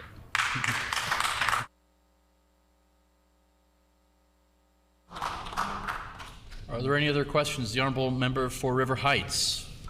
I'm going to take this opportunity to comment as well and to thank you, Madam Speaker, for your efforts. I know it's been a challenge here with all the heckling that often goes on sometimes, but I think you've done a very credible and forthright job, and I want to thank you on behalf of the Manitoba Liberal Caucus for all you've done. Are there any further questions? Seeing none, we will proceed with the resolutions, starting with Resolution 1.1. Resolved that there be granted to His Majesty a sum not exceeding $12,307,000 for Legislative Assembly, other Assembly expenditures for the fiscal year ending March 31st, 2024. Shall the resolution pass? The resolution is accordingly passed. Resolution 1.2, resolved that there be granted to His Majesty a sum not exceeding $7,801,000 for Legislative Assembly, Office of the Auditor General for the fiscal year ending March 31st, 2024. Shall the resolution pass? The resolution is accordingly passed. Resolution 1.3, resolved that there be granted to His Majesty a sum not exceeding $4,638,000 for Legislative Assembly, Office of the Ombudsman, for the fiscal year ending March 31st, 2024. Shall the resolution pass? The resolution is accordingly passed. Resolution 1.4. Resolved that there be granted to His Majesty a sum not exceeding $2,733,000 for Legislative Assembly, Office of the Chief Electoral Officer for the fiscal year ending March 31st, 2024. Shall the resolution pass? The resolution is accordingly passed. Resolution 1.5. Resolved that there be granted to His Majesty a sum not exceeding $6,510,000 for Legislative Assembly, Office of the Advocate for Children and Youth for the fiscal year ending March 31st, 2024. Shall the resolution pass? The resolution is accordingly passed. And finally, Resolution 1.6. Resolved that there be granted to His Majesty a sum not exceeding $1,365,000 for Legislative Assembly capital assets for the fiscal year ending March 31st, 2024.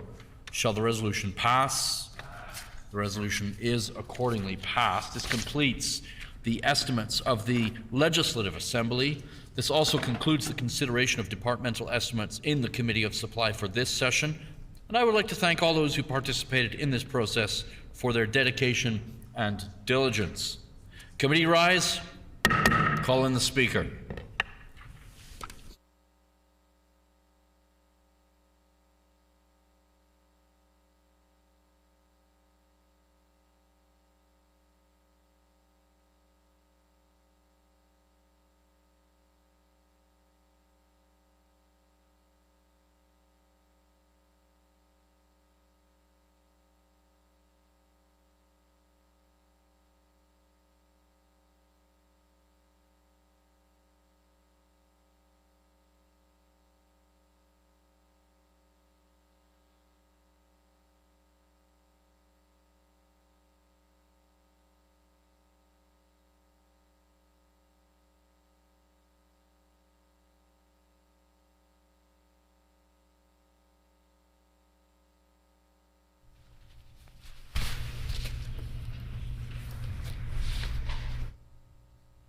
The Honourable Member for Rossmere. Madam Speaker, the Committee of Supply has considered and adopted certain resolutions. I move, seconded by the Honourable Member for McPhillips, that the report of the committee be received.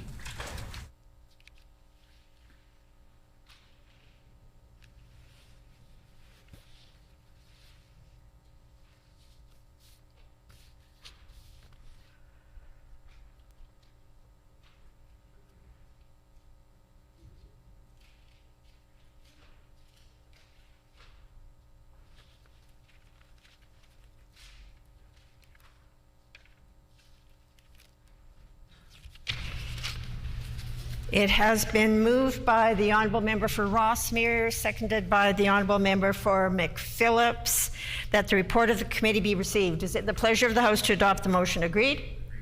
Agreed, and so ordered. The Honourable Government House Leader. I'd like to call Main and Supply.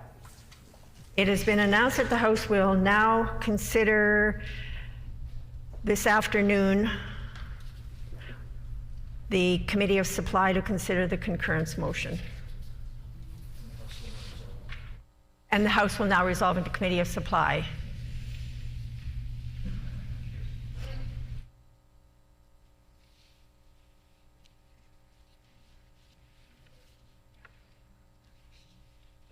Mr. Deputy Speaker, please take the chair.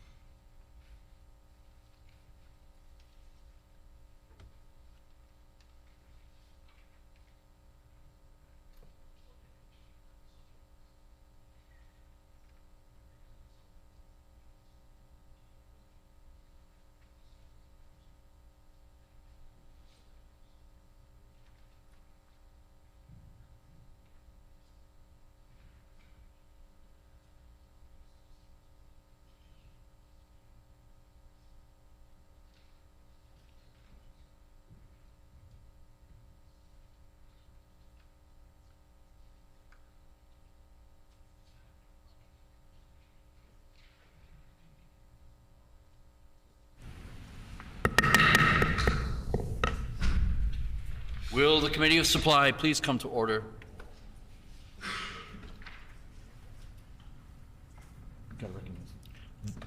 The Honourable Government House Leader. Thank you, Mr. Deputy Speaker. I move that the Committee of Supply concur in all supply resolutions relating to the estimates of expenditure for the fiscal year ending March 31st, 2024, which have been adopted at this session, whether by a section of the Committee of Supply or by the full committee.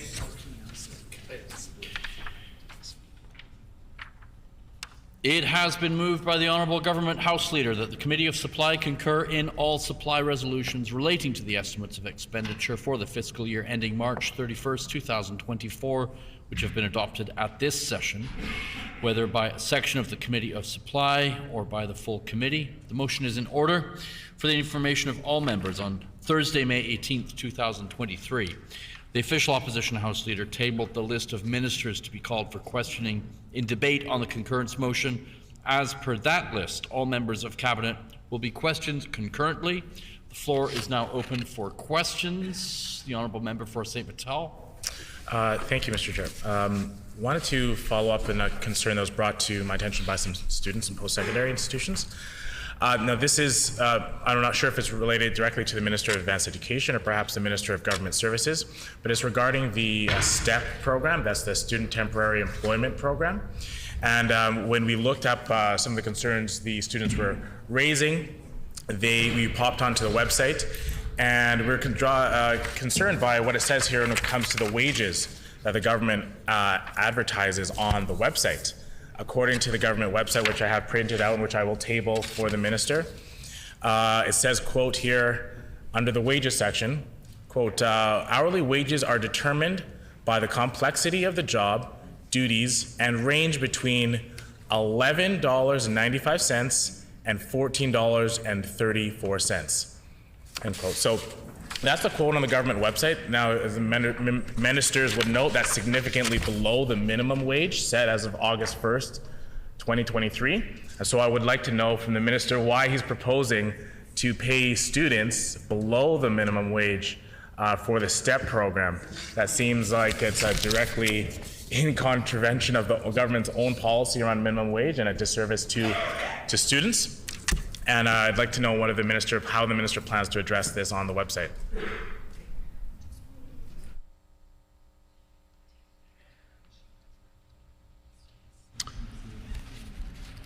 The Honourable Minister for Consumer Protection and Government Services. Wow, it's just indicated. Hello. Yes, happy to address this question for the member, and accidentally summon a page and so attracting the attention of the Deputy Speaker. But in any case, I'm now happy to field the question. The member does understand, I think, that I'm not only in charge of government services and consumer protection, but also the Manitoba Civil Service, the public service, which I can assure the member does abide by minimum wage legislation. So I appreciate what he has pointed out, and I will bring that back to the department to ensure that accurate and timely information is being shared on our website. And in the meantime, I can assure the member that that we do abide by minimum wage legislation. Just a friendly note to all ministers to be mindful if you're raising your hand to get the attention of a page. You may inadvertently volunteer yourself to answer a question that is being asked. So forewarned is forearmed. Let's try this again. The Honourable Member for St. Vital. Thank you. Thank you. Just obviously the minister would note that those rates are significantly below minimum wage, full $2.20 below minimum wage is significant, and so it's certainly concerning if that's the offer the government is putting on there. And even if it's not, if it's a mistake on the website, that would dissuade some good applicants for applying for those if they see this listed on the public website. So I'd wonder if the minister has a particular time frame of when this might get fixed, so that students who are looking for employment can have ensured that they're going to get paid at least at minimum wage. Although I think we know that working for the government, many employees might deserve to get paid higher and oftentimes significantly higher above minimum wage based on the jobs and tasks that they're required. And so wonder if the minister can A, commit to when that's going to get fixed and resolved, and B, also be able to ensure the current and correct wages for students, and whether he's reviewing increasing them given the cost of living impacts.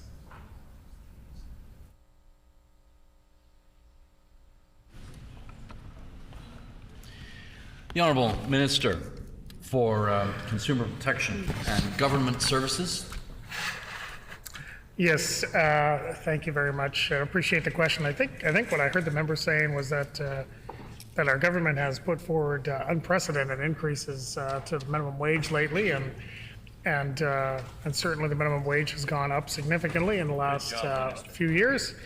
And I hope that the member can appreciate that was done, and that is also very beneficial to students who are often the ones who do make minimum wage, that they're now able to make a more significant income when they pursue summer employment or temporary employment, or even employment during their studies, as many students do. So what I would just suggest to that member is, yes, I will give it my attention, given that I have not spoken with my staff about what it will take to update this website and what timeline I might expect. I'm not going to make any specific commitments, but I will hope that by the time he's ready to leave this legislative assembly for the summer, that he should check the website again, and hopefully everything looks good by then. The Honourable Member for St. Vital. Thank you, Mr. Chair. During my estimates period with the Minister of Advanced Education, I tabled a report on advanced education, the building the best adult education system in Canada, a roadmap and action plan for Manitoba. Wondering if the Minister had an opportunity to read and review the report, and whether she is planning on acting on any of the recommendations in the report.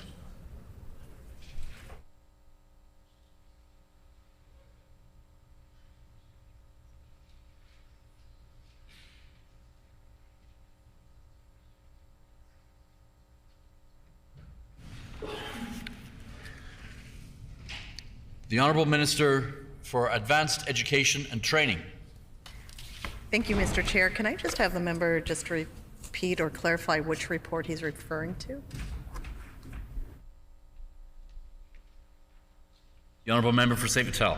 Thank you. I'm referring to the report that I tabled during our estimates committee. That's the report on adult education called Building the Best Adult Education System in Canada, a Roadmap and Action Plan for Manitoba, authored by Jim Silver. It's a report that I tabled during our estimates committee to you.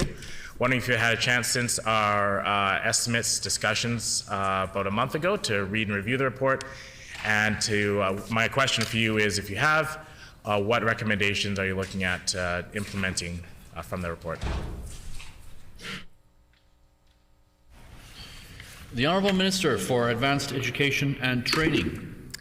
Thank you, Mr. Chair. And yes, I appreciate the clarification.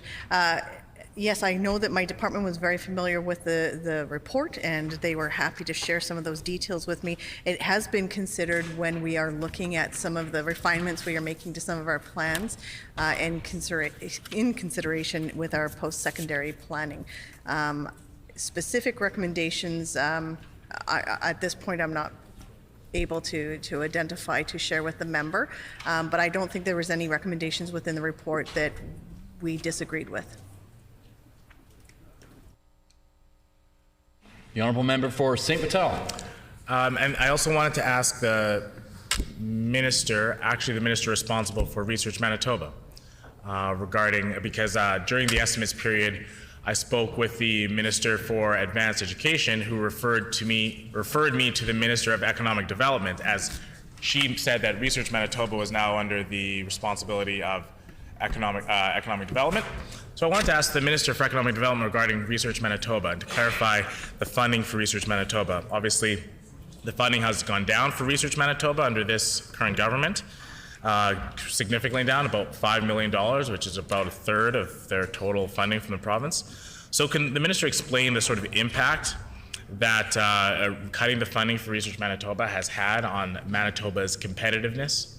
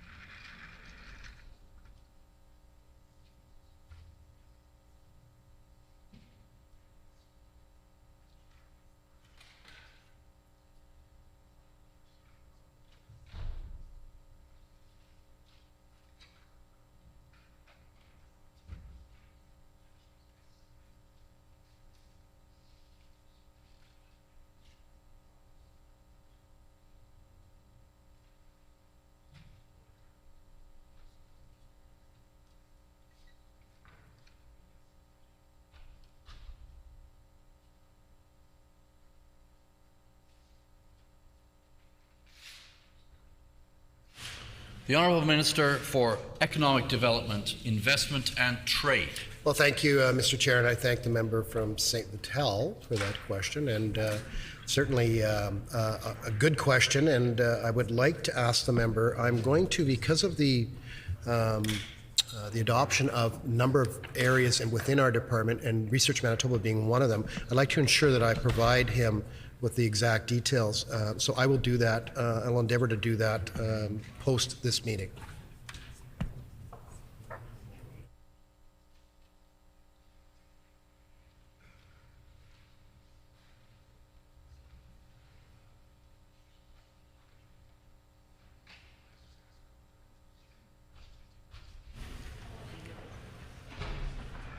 The Honourable Member for Notre Dame. Thank you, Mr. Deputy Speaker.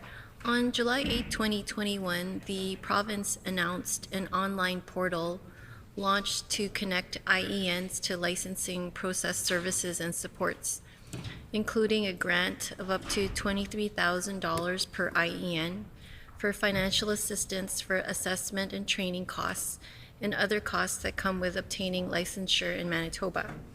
Since that date, I'd like to ask the Minister how much money has been spent on these grants and how many IENs have qualified for these grants.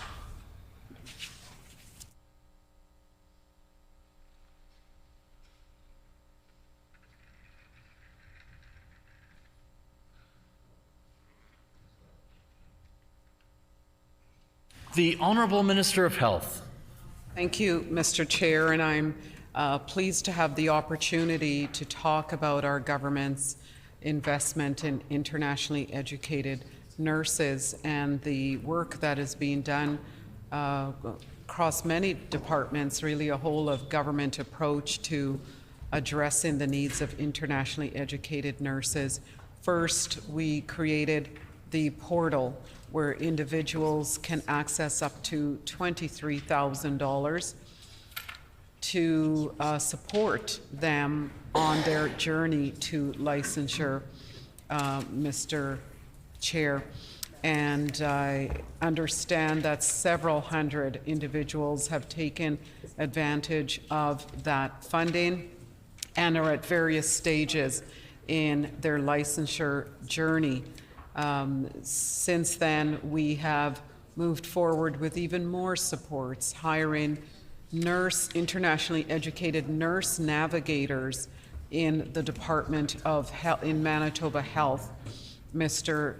Chair, and ensuring that recently there was a online virtual presentation that was made available to all internationally educated nurses that are in the portal to help them to understand the changes that have been made through the various colleges responsible for nursing licensure, the College of Registered Nurses of Manitoba, the College of Licensed Practical Nurses, and the College of Psych Nursing, to make it easier for internationally educated nurses to get licensed. So we've worked very closely with all of those colleges. In fact, CRNM has made 7 modernizations that will allow for internationally educated nurses to participate in a program that has received rave reviews, and which is the Undergraduate Nurse Employee Program. It initially started out as an offer to College of Nursing students at the University of Manitoba who were in their 3rd and 4th year of the program.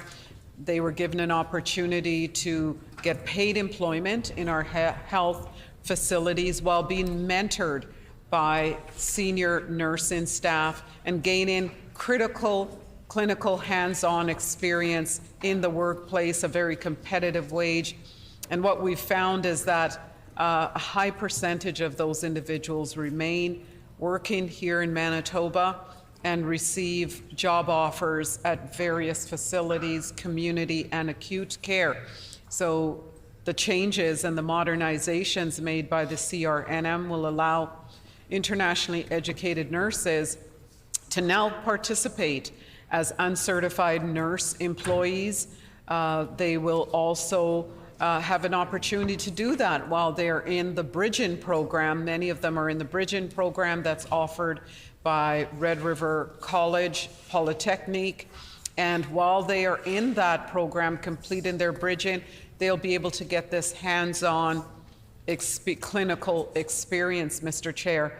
And so our internationally educated nurses are a valuable asset to this province. We want to ensure that Manitoba remains a welcoming place for internationally educated individuals. We are modernizing pathways. We are making it easier for individuals to complete their clinical competency assessment. University of Manitoba College of Nursing is in the midst of a pilot with the Philippines, where we did some recruitment this spring to provide the ability for individuals to complete the clinical competency assessment testing while they are in their homeland.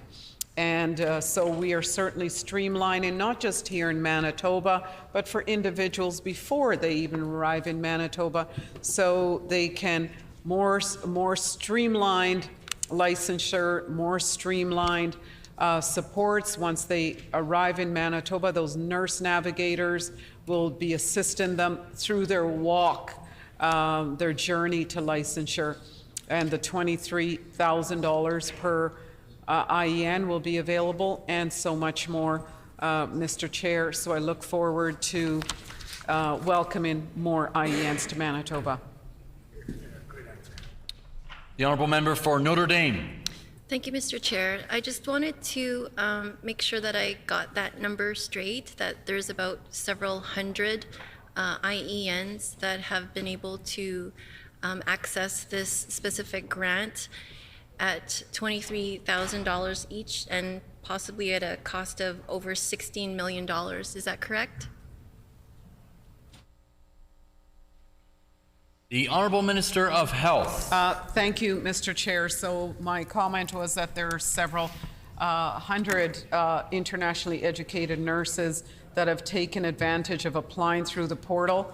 I do not have the exact number of how many have actually accessed the $23,000 that is available per IEN, but I do know that there's several hundred individuals who have taken advantage of joining the portal. Thank you, Mr. Chair.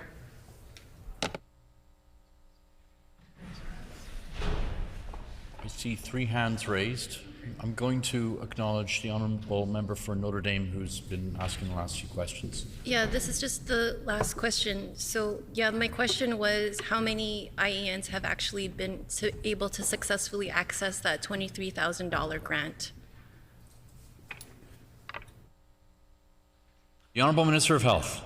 Thank you, Mr. Chair. Again, several hundred individuals have applied to the portal, and applying to the portal gives each and every individual an opportunity to access up to $23,000 to assist with costs associated with their licensure, be it supports for rent or for childcare while they are undertaking their bridging program.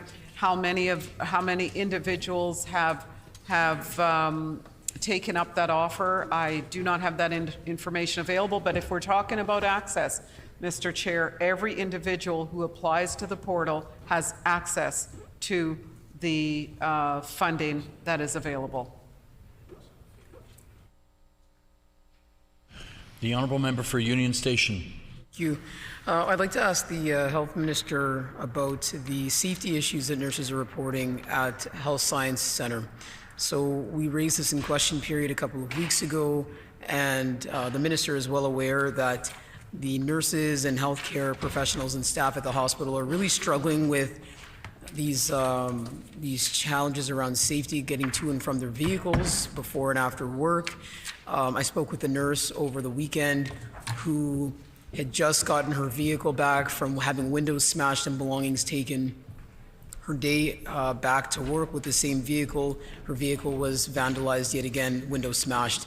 And these folks have been reaching out, asking for government support in addressing the safety concerns they have. I'm wondering, since this issue has been raised and brought to the Minister's attention, if she's taken any action to provide supports to those nurses and staff at HSC to help deal with the immediate safety concerns they've been dealing with that have been increasing.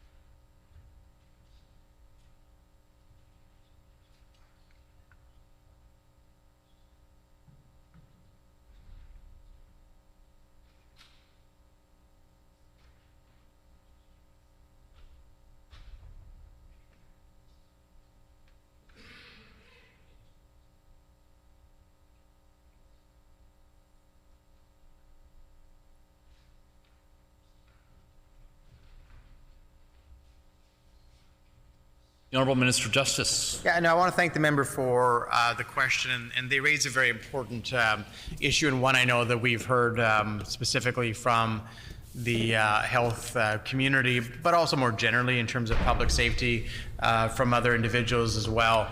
The member will know that the government created the Institutional Safety Officer Program, created the training program, and has had a number of different individuals who've gone through the program and have been hired by institutions. I believe one was trained for the healthcare sector specifically. There might be others in the queue. There's a number that have been trained for the University of Manitoba in particular, I believe. Might be other institutions, post-secondary institutions who are looking to hire individuals as well. Of course, these would be employees of the individual regional health authorities, not the Department of Justice specifically, but the government did respond to the ability to have individuals trained, and I do believe that there has been training for individuals within the healthcare sector, and I think we certainly would hope that there'll be more. The Honourable Member for Union Station. Well, I thank the Minister of Justice for that response. I do think that clarity around this issue is really important.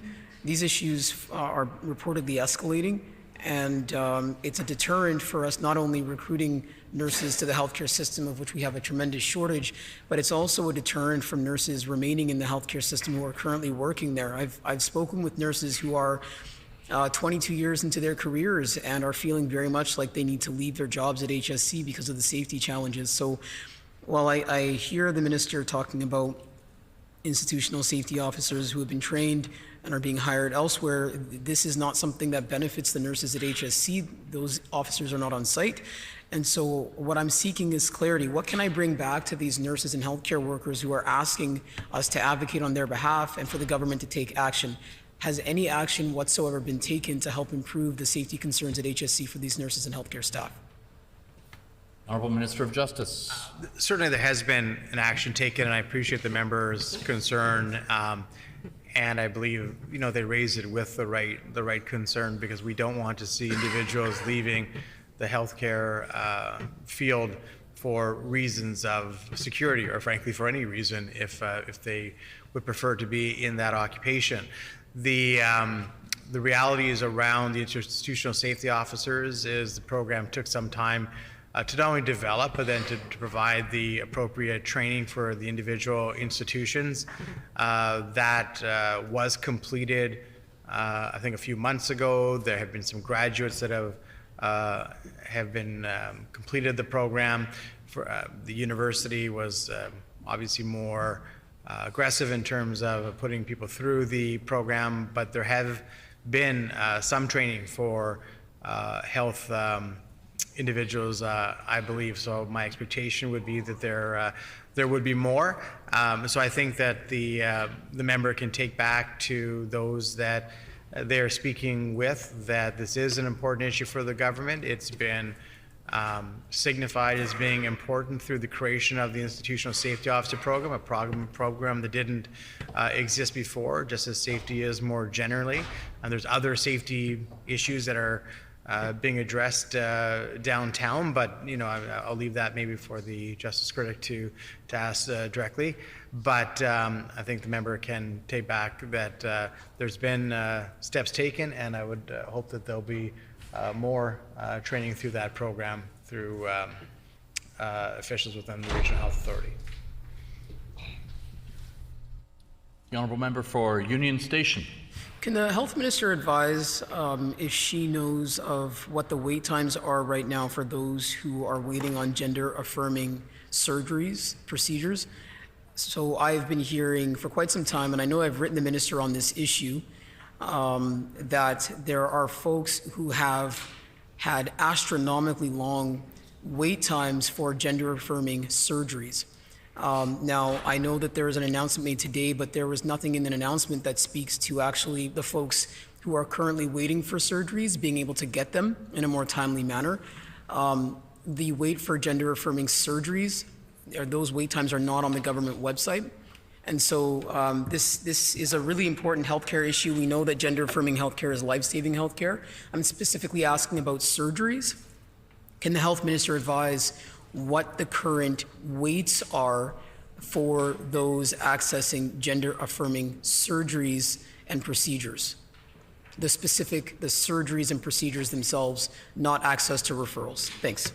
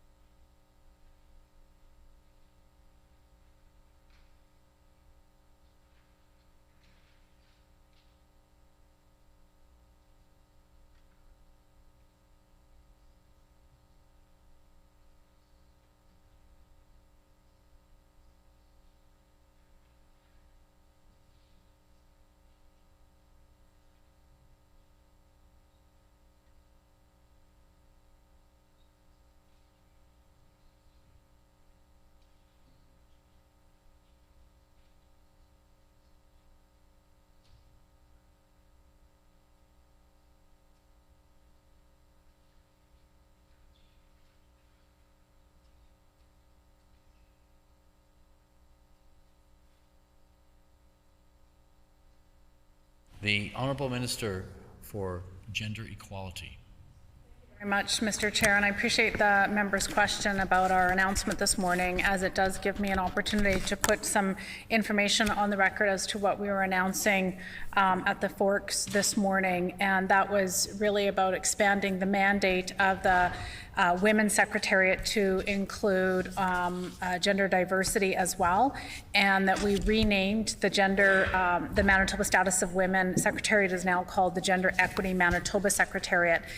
And the announcement today included enhanced funding for the Secretariat to hire 2 additional FTEs to the Secretariat. One will be two-spirited and one will be someone who is from the 2S LGBTQ community at large to provide expertise and advice to the Secretariat, as well as we announced 3 new positions on the newly renamed Advisory Council to ensure that we've got perspectives from the 2S LGBTQIA+ community. So there'll be a youth person appointed to this council, as well as someone from the Two-Spirit community and someone from the LGBTQ community. That was what we had announced this morning. We had also provided $250,000 in dedicated annual funding to Pride Winnipeg, so that they could ensure that they've got ongoing operating dollars for hiring an executive director and office space, and to just internalize, to have annualized funding so that they can strengthen their internal organization and better support the more than 25 Pride organizations throughout the province. And so this funding, after, in the President Barry Karlenzig's words, he said after 36 years, it's truly amazing to finally have core funding from the Manitoba government. And he personally has been asking for over a decade to have funding for that event that attracts over 80,000 people annually. And so we were very pleased to make that announcement today.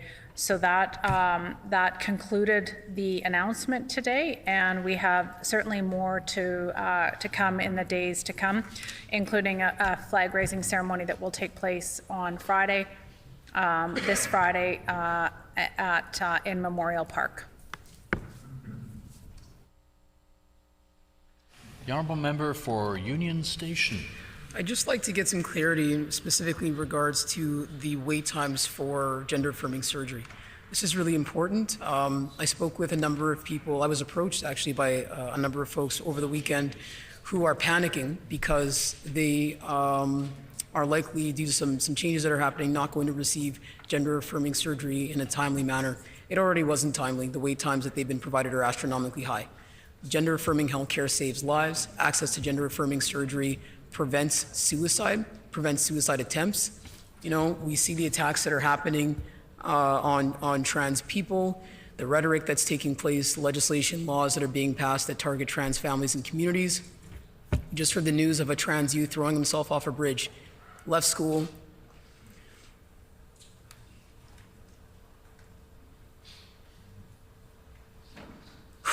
walked to a bridge and threw himself off the bridge and died.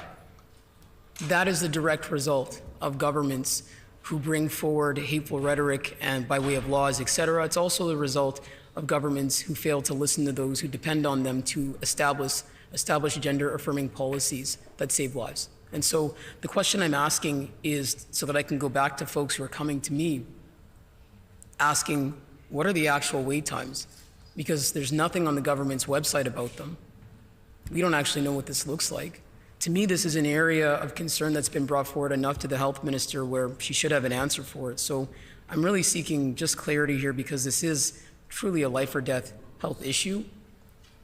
Can we get some understanding around what the current wait times are for gender-affirming surgeries in Manitoba? We know they're long, but I'd like to be able to provide some clarity to folks who are waiting.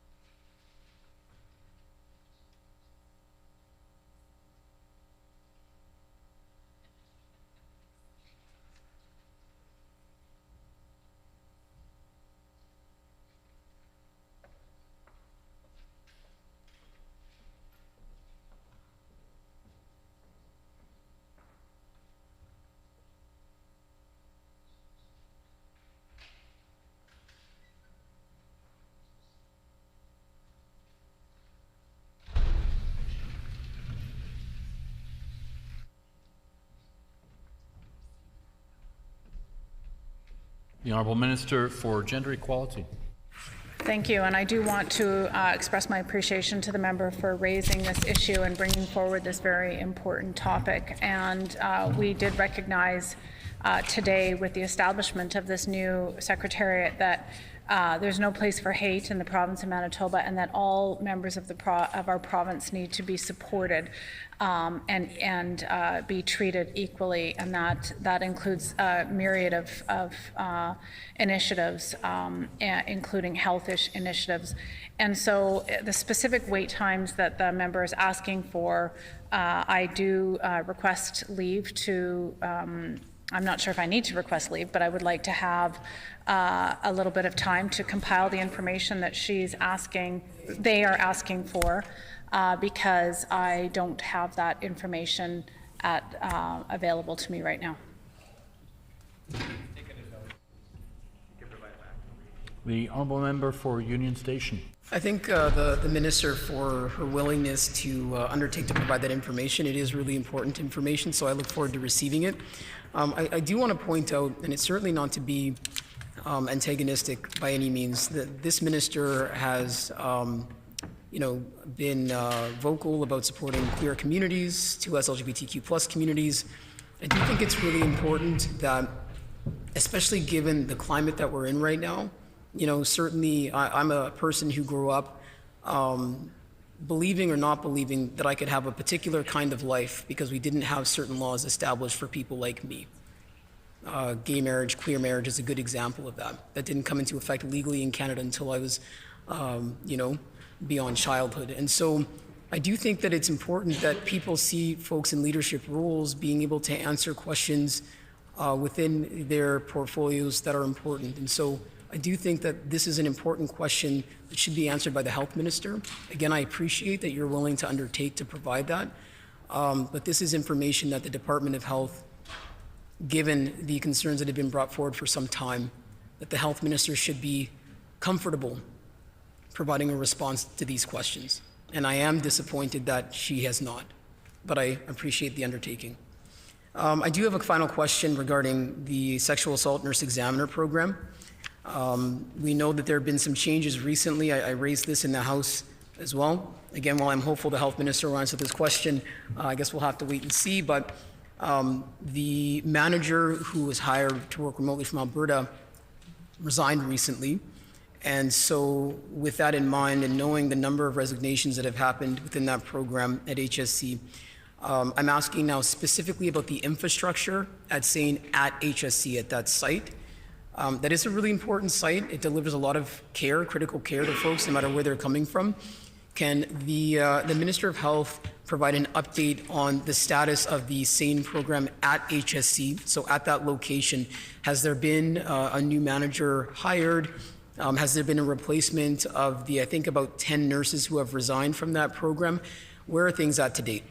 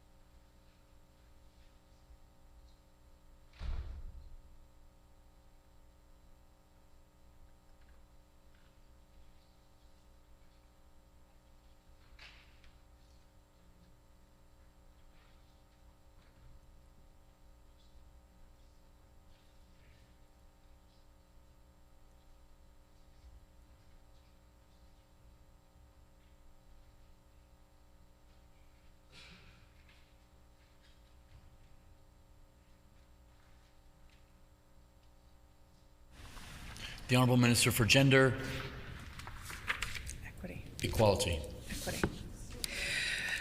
First of all, I want to start by offering an apology to the member for Union Station for incorrectly using the pronoun. I'm on a learning opportunity and have been for quite some time, and I've endeavored to be correct in that in the language, because language matters. And so I appreciate the member's patience on that front. In regards to the sexual assault nurse examination program, we recognize that the demand was certainly overwhelming and that there needed to be two established programs, one led by the health authority and then another led by community. And therefore, we had announced recently that we would be moving forward with a $1.2 million commitment for a community-led program this year, which is very uniquely structured. It has a circle of survivors that are offering guidance to this, the infrastructure of this clinic, and there will be a mobile clinic as well. We believe that that is a lot more trauma-informed than and available for those who seek that option. And that will be up and running very soon, I understand. In regards to the program at HSC, again, I want to express my gratitude to the nurses involved in the sexual assault nurse examiner program at HSC, and it does continue to be supported by a mixture of nurses, experienced nurses picking up the shifts, physicians, and nurse practitioners. And that right now there are a nurse 4 educator position is being posted to support new staff. 2 additional permanent nursing positions have been posted, and recently hired permanent staff continue to be trained, with 2 more expected to be ready for independent work in June and 3 others in July. We have 11 individuals from HSC participating in a 12-week sexual assault nurse examiner course offered by the Northwest Polytech, and 9 nurses from other regions have also expressed interest in participating. So again, we're very grateful for the number of nurses that are taking the training or who have taken the training and who are offering this vital service, so that all survivors of sexual violence can receive the best care possible for them. And again, I want to commend all the survivors for expressing that courage to come forward at the most tragic time in their lives. The Honourable Member for Wolseley. Thank you, Mr. Deputy Speaker. I would like to ask the municipalities minister this question. The Auditor General has opened investigations into a number of municipalities this past year and their financial dealings.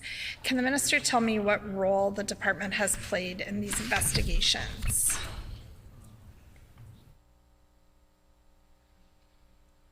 The Honourable Minister of Municipal Relations. Well, thank you, Mr. Chair, and I appreciate the question from the member opposite, and we do appreciate the opportunity to have the investigations, or rather the report from the Auditor General. We take him and his entire team very seriously when they report on any dealings in our communities and certainly in our municipalities across the province. I know that, as the member opposite well knows, that municipalities are independent of the provincial government here, so they do have the ability to operate on their own accord. However, that when the Auditor General does rule on any activities that they deem to be an issue, we appreciate that and respect the findings of that office. We also ask that our department and the Government of Manitoba work closely with municipalities and certainly look at addressing the issues that are in our municipalities, whether they are financial or any other issues. I know that municipalities have come up with a number of issues in different municipalities throughout the province here, and of course financial being one of them. We respect the outcome of the Auditor General's report and look forward to working closely with all of our municipalities to make sure that the issues that are addressed in the report be dealt with and come to a resolution. The Honourable Member for Wolseley. Thank you, Mr. Speaker, or thank you, Chair. I'm not sure that I got a clear answer about the role the department played, but did the minister request the auditor to investigate the municipalities of Westlake Gladstone, St. Andrews, West St. Paul, and Swan Valley West? And if he did so, can he tell us why?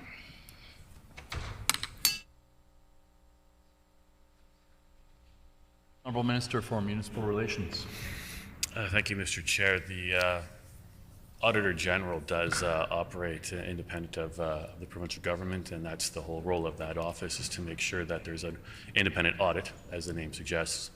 So we do respect the role, the critical role of the Auditor General and the critical work that they do in that office to make sure that not only the ethical guidelines are followed, but certainly we respect the taxpayers' hard-earned money that are often collected through various levels of government taxation, to make sure they're respected. So we respect the Auditor General report and appreciate the Auditor General bringing to light certain issues across the province. As in any Auditor General report, there's always going to be room for improvement, and that's why we appreciate that being brought to light, and looking forward to working with municipalities across the province. I know municipalities right across the province face various issues. Some larger communities, smaller communities, they all seem to face certain issues and certain similar issues. We respect the Auditor General's report and looking forward to working with municipalities to address any of the issues in the Auditor General report that has been outlined. The Honourable Member for Wolseley. Thank you, Mr. Deputy Speaker. The minister is correct that a lot of municipalities do face a lot of different issues when it comes to administrative and financial oversight. It's certainly my understanding that the minister's department assists municipalities with their administrative and financial oversight and governance issues. So why was the department unable, if that's accurate, to assist the above noted municipalities with these issues, the municipalities that I already mentioned?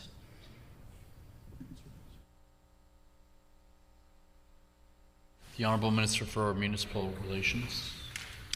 Well, I thank the member for the question, and there is a number of municipalities that have a number of issues, and the member is correct in that. With respect to the Auditor General's report, we respect the Auditor General's report, and we will endeavour to work together with our municipalities to make sure that any issues that are identified are dealt with. With respect to, I know that there's been a number of municipalities in some cases that have financial, they have certain financial requirements they have to meet, and if there's a request for an extension to a deadline, often they will ask for that, and the government of Manitoba is willing to work with these communities to make sure that they're able to meet the deadlines, and if not, that at least they have the foresight to ask in advance, and look forward to helping municipalities meet these financial goals. We know that it's a challenging time to be a municipal level of government, particularly smaller municipalities. Smaller municipalities do have typically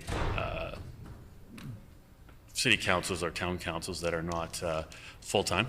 They are part-time councils, often having other jobs, families, and other demands on their schedules. So having them come forward and put their name on the ballot is incredibly important, and to be able to represent their constituents and their residents in a respectful and manner, I think, is really important. And we have made sure that our municipalities are made whole through various levels of funding and increased funding, permanently increased funding, so that they are able to meet some of the challenges. A lot of them are financial challenges that these communities will inevitably continue to face if it were not for the actions taken by the government of Manitoba. But the municipalities will continue to report to the province of Manitoba when it comes to financial dealings, and we will continue to work with all our municipalities to make sure that they're able to serve their constituents and their residents in the best possible way. Honourable member for Wolseley. Thank you, Mr. Speaker, Mr. Deputy Speaker. Does the minister believe, or does the minister have a sense of the timeline for this reporting from the Auditor General, and you know, kind of what are his hopes on when that report will be available?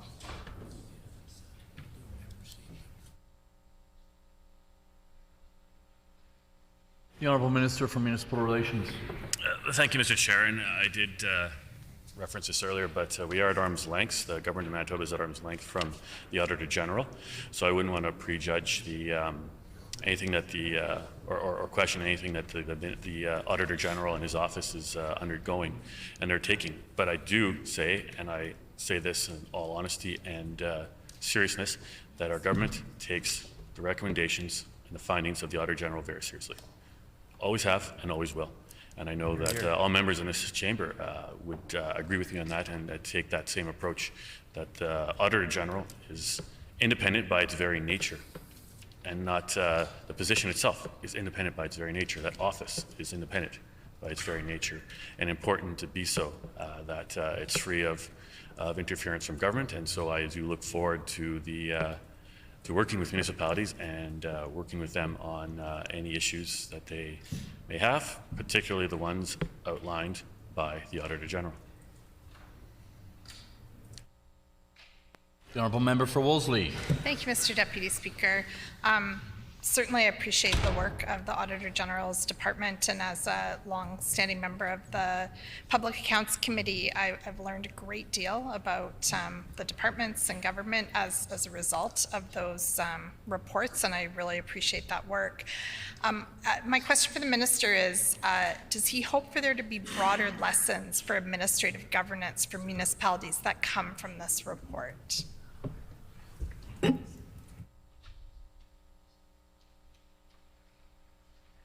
The Honourable Minister of Municipal Relations. I asked the member if he could repeat the last part of the question. I didn't quite hear it. The Honourable Member for Wolseley. Yes, I can. That there will be broader lessons for administrative governance for municipalities that come from this report? The Honourable Minister of Municipal Relations. Well, thank you, Mr. Chair. And of course, anytime the Auditor General report comes out and with a list of recommendations or findings, I think it's important for every government to take that as a learning opportunity. There's always room for improvement and there's always room for growth. And I think that's the whole point of this Auditor General, is learn as you go. And we know that as times change and issues change and challenges change, so too do the nature, in this particular case, the nature of municipal governance changes. So I would say that it's a continuous learning ability and learning program for us as the province. And of course, like I said before, the Auditor General, we do take that seriously. We take their findings very seriously, and we'll continue to work with municipalities to make sure that they are in compliance and that they are able to govern and represent their residents and constituents in a way that certainly would be more than satisfactory to the Auditor General and his staff. Honourable Member for Wolseley.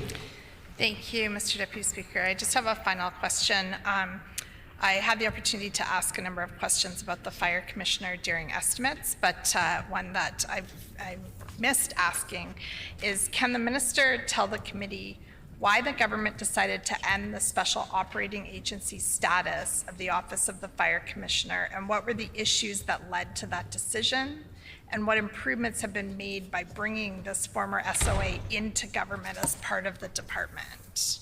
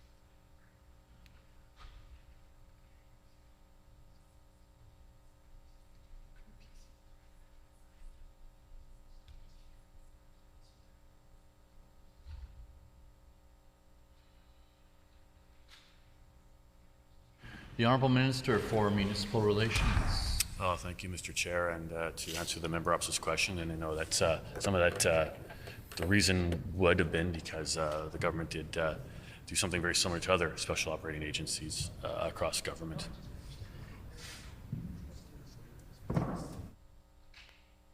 The Honourable Member for Wolseley. That was my last question, Mr. Chair, but it wasn't fully answered. So the second part of that question is, what improvements have been made by bringing this former SOA into government as part of the department?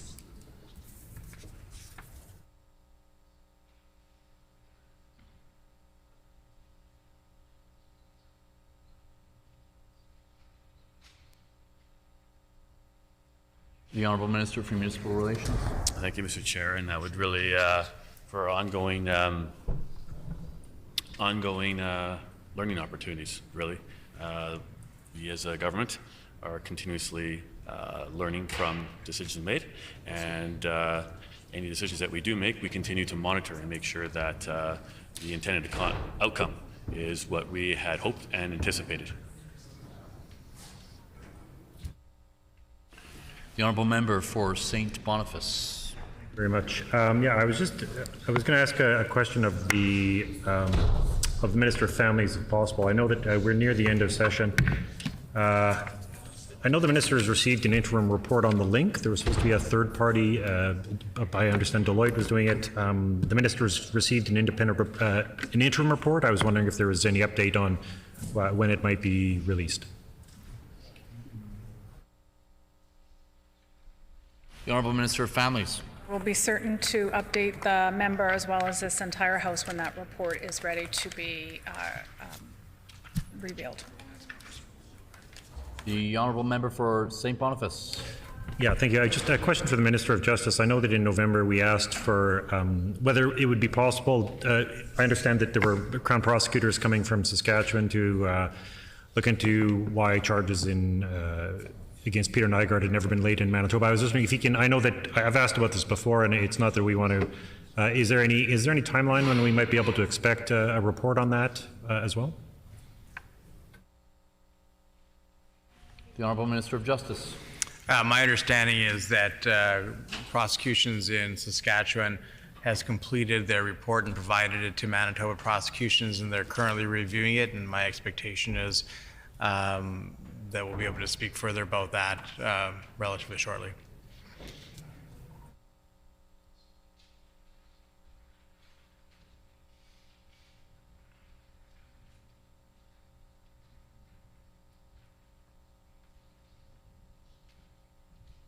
Honourable Member for St. Boniface. Yeah, just one more question. It's about, I know that there's a very exciting project has been proposed for the revitalization of Portage Place, and the Pan Am Clinic is part of it. I'm just trying to understand that Dr. Peter McDonald, the head of the Wait Times Task Force, is involved with the Pan Am Clinic. I'm just wondering, how does this work in terms of how did Shared Health and the owner of the Pan Am Clinic navigate this being part of this deal while also providing advice to the government based on the wait times? My concern here is just about the independence of the task force be independent, and I'm just wondering if there is an issue there with the perceived independence of the wait times task force with Mr. McDonald or Dr. McDonald being part of this proposed deal.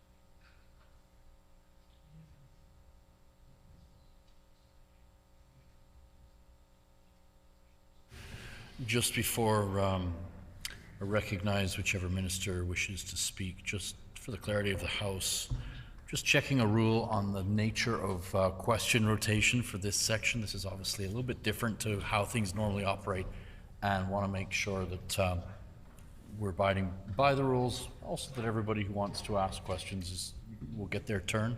So I'm just checking procedure on that, and we'll endeavor to do things the right way. I think we are, but if we're not, we'll adjust.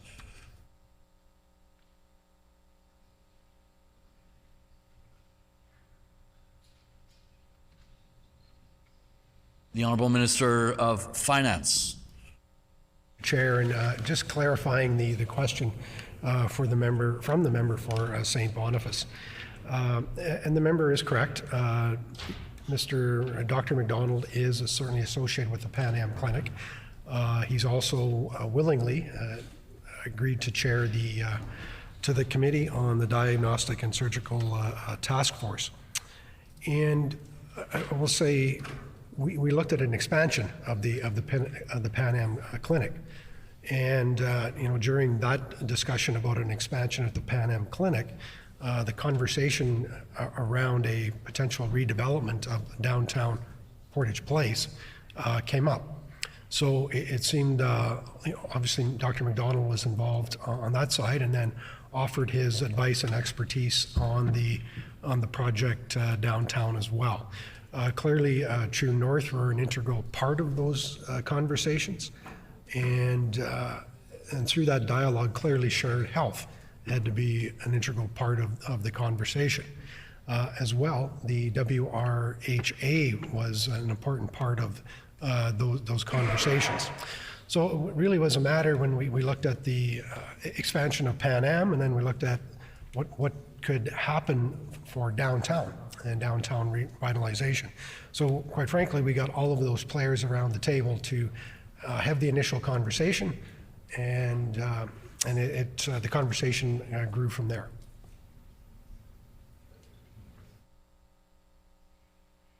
The Honourable Member for Flin Flon. Well, thank you, Mr. Chair. So I have a couple of questions specific to health in the north. The first question I have is in regards to air ambulance and cost remuneration. I'm not sure if the minister is aware that Flin Flon is a border community.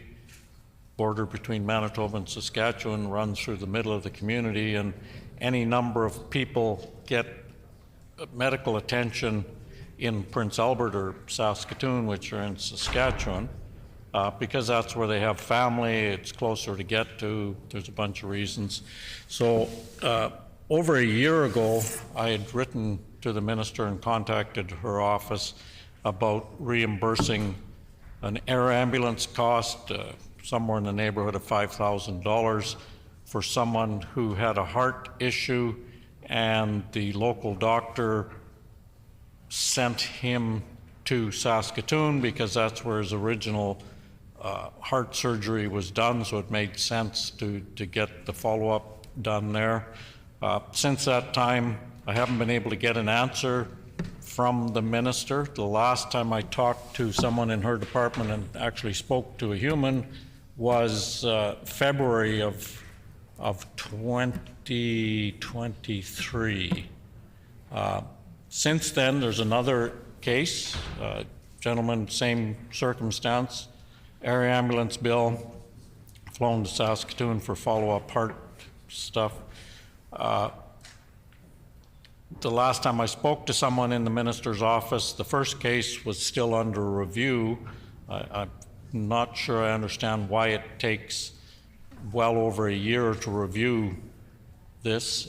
Certainly it's an issue that was covered previously, and so I'm wondering if the minister can answer that. Will those air ambulance bills be covered for folks that are, through no choice of their own at the end of the day, sent by a doctor out of province?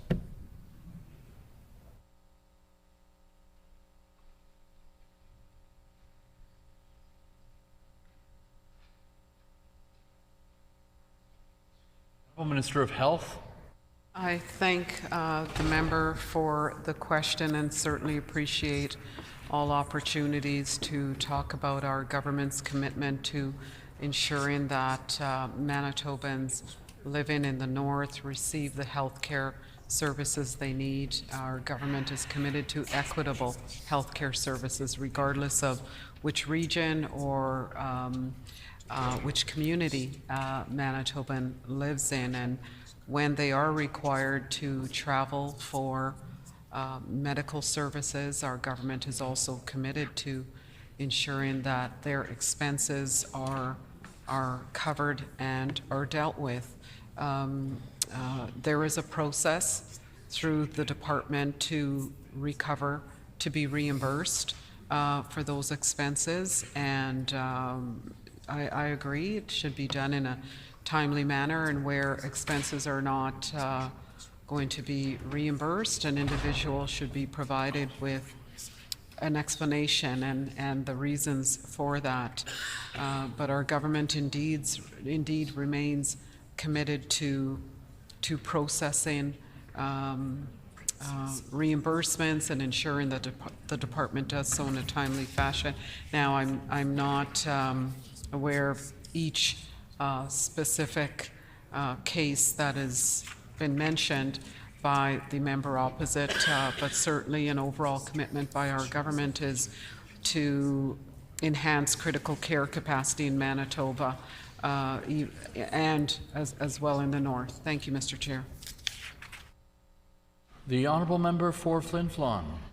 So, will the minister ensure that those two cases in particular are looked after and that people aren't out of pocket $5,000, which is just going to add to their already stressful situation when they're flown by air ambulance from Flin Flon to Saskatoon in this case? So I didn't hear the minister say yes, that would be looked after. And I have been trying to follow up with the minister's office through multiple phone calls, letters. I did talk to her assistant in February of this year. Since that time, no one ever gets back to me. So can the minister answer simply yes or no, and preferably yes?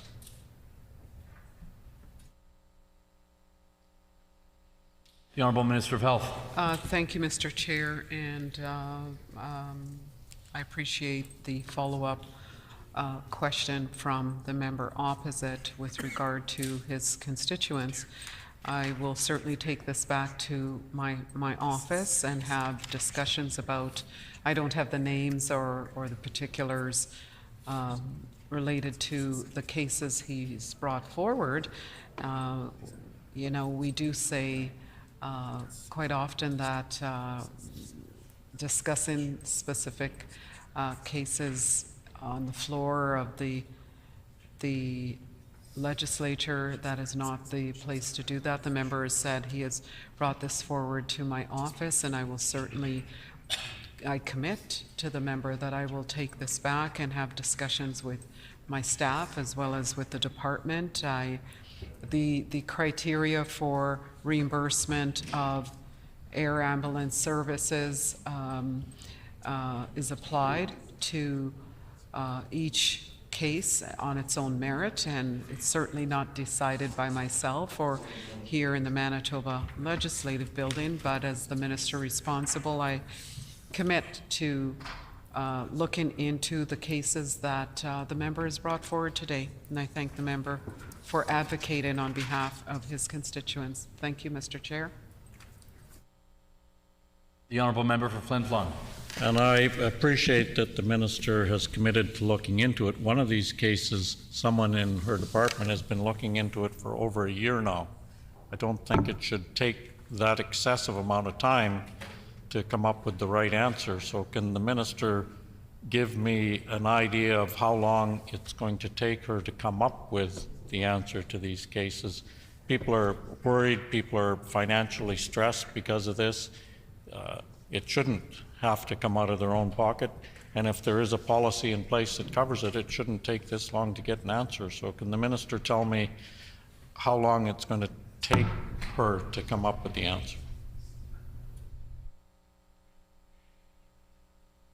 The Honourable Minister of Health. Thank you, Mr. Chair. In follow-up to the member's question, I commit to taking his inquiry back to my office and back to Manitoba Health. This is it's not standard.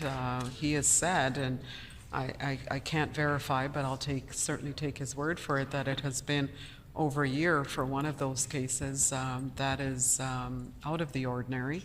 And I certainly want to delve further into these two cases and what might be delaying either a reply or reimbursement to the patients in question. And I agree with the member that we certainly don't want Manitobans to be out of pocket and the stress of having to wait long periods of time to receive an answer or a reimbursement. And so I commit again to the member that I will raise this with my office and with Manitoba Health. Thank you, Mr. Chair. The honourable member for Flin Flon. Thank the Minister for that. One of the other issues that's been taking place in Flin Flon is relating to seniors' dental care. We have one senior that has mobility issues and some cognitive issues, and because we don't do surgeries in Flin Flon anymore, trying to get someone to take care of her broken teeth has proved problematic, and just keeping a senior doped up on painkillers clearly isn't the answer. And now I have another senior without means who has broken a tooth and in fact only has 6 teeth left, had a top plate since she was 15, doesn't have private insurance. So can someone tell me how those seniors should get the dental care that they should be entitled to, because it's not classified as an insured service? They don't have private insurance, can't get surgeries in Flin Flon anymore. So could someone tell me how those seniors should get the care they're entitled to?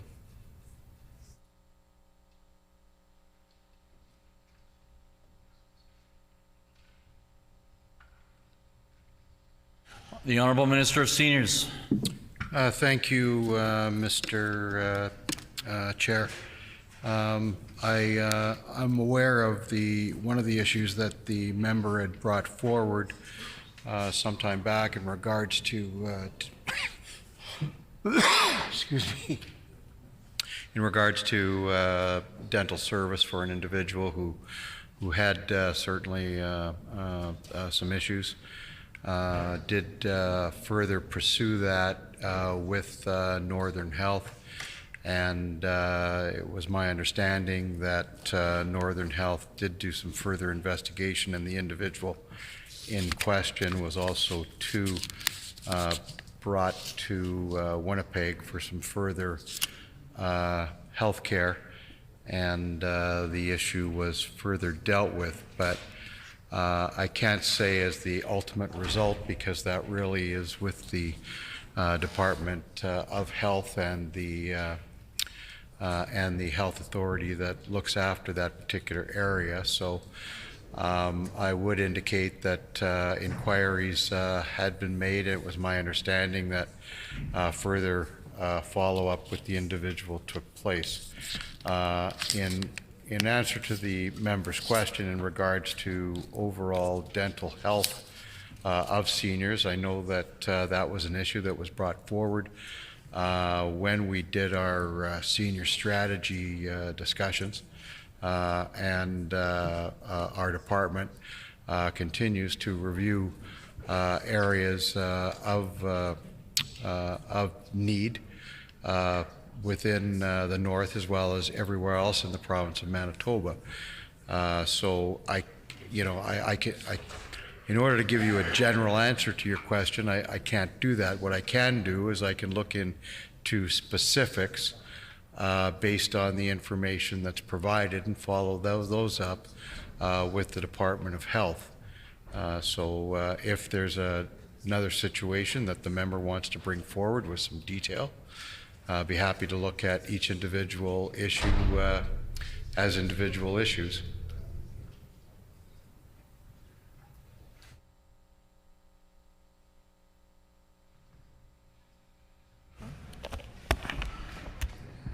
Are there any further questions?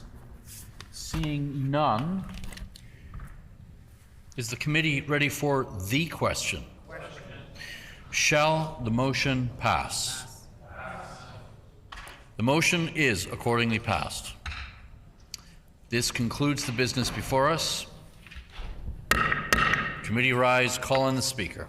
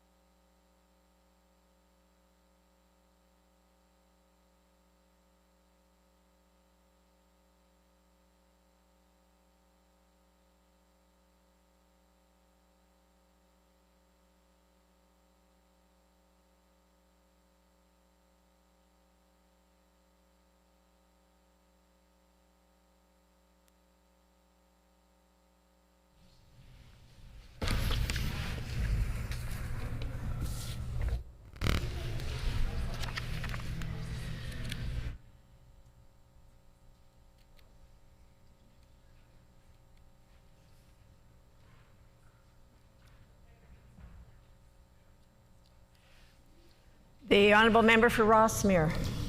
Madam Speaker, the Committee of Supply has adopted a motion regarding concurrence in supply. Therefore, I move, seconded by the honourable member for McPhillips, that the report of the committee be received.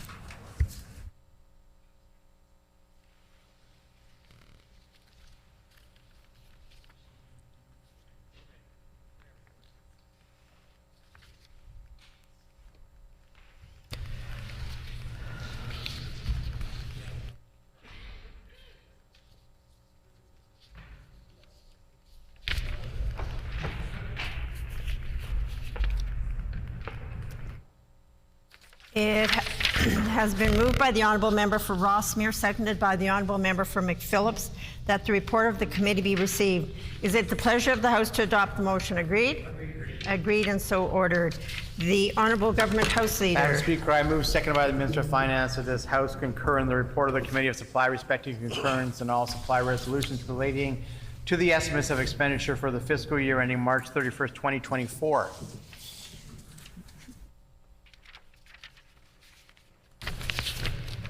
It has been moved by the honourable government House Leader, seconded by the honourable Minister of Finance, that this House concur in the report of the Committee of Supply respecting concurrence in all supply resolutions relating to the estimates of expenditure for the fiscal year ending March 31st, 2024. Is it the pleasure of the House to adopt the motion? Agreed? Agreed. Agreed, and so ordered. The honourable Government House Leader? I'm seeking leave of the House to not see the clock until all stages of the Appropriation Act have been completed, including royal assent. Is there leave to not see the clock until we've proceeded through all the stages and royal assent? Agreed, and so ordered. The Honourable Minister of Finance.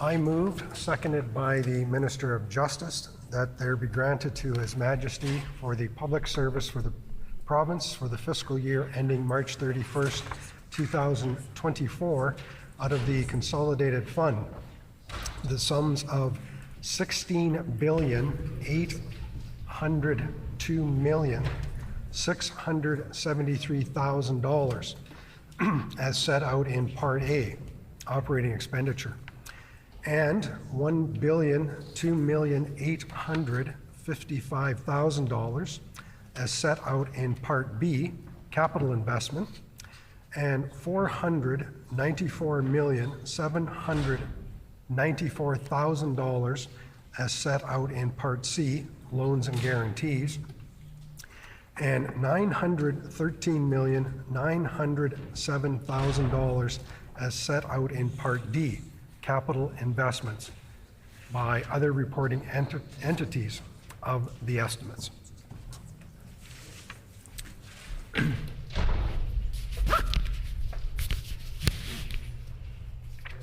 It has been moved by the Honourable Minister of Finance, seconded by the Honourable Minister of Justice, that there be granted to Her Majesty for the public service of the province for the fiscal year ending March 31st, 2024, out of the consolidated fund, the sum of $16,802,673,000 as set out in Part A, operating expenditure, and $1,002,855,000 as set out in Part B, capital investment, and $494,794,000 as set out in Part C, loans and guarantees, and $913,907,000 as set out in Part D, capital investments by other reporting entities of the estimates.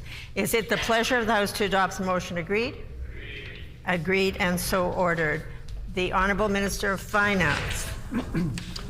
Madam Speaker, I move, seconded by the Minister of Labour and Immigration, that Bill number 42, the Appropriation Act 2023, be now read a first time and be ordered for second reading immediately.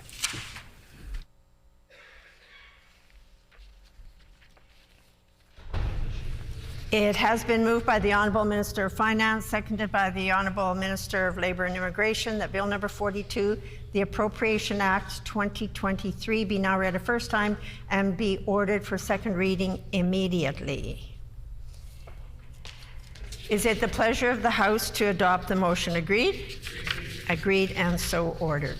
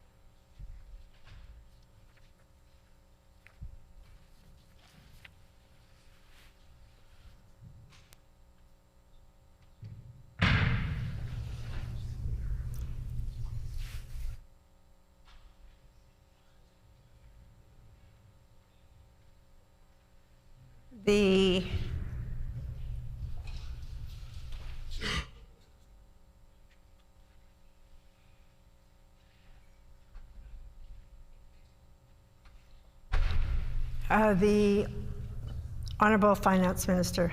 Madam Speaker, I move, seconded by the Minister of Health, that Bill number 42, the Appropriation Act 2023, be now read a second time and be referred to Committee of the Whole.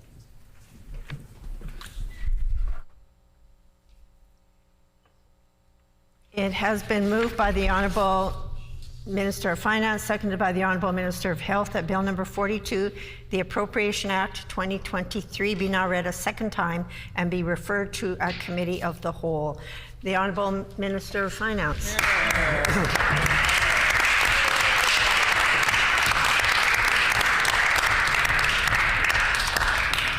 Thank you very much, Madam Speaker. This bill is intended to provide expenditure authority for the amount shown in the Manitoba estimates of expenditures for 2023-24.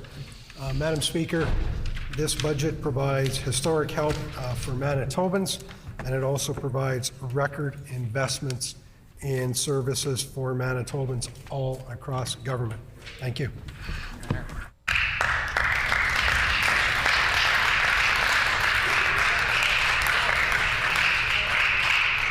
Do members wish to ask questions of the bill?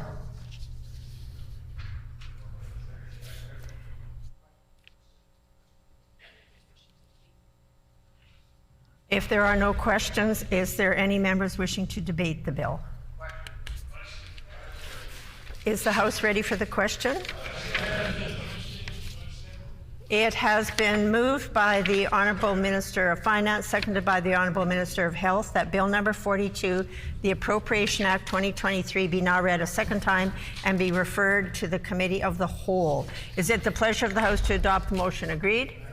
Agreed, and so ordered. The House will now resolve into Committee of the Whole to consider and report on Bill 42, the Appropriation Act 2023, for concurrence and third reading. Mr. Deputy Speaker, please take the chair.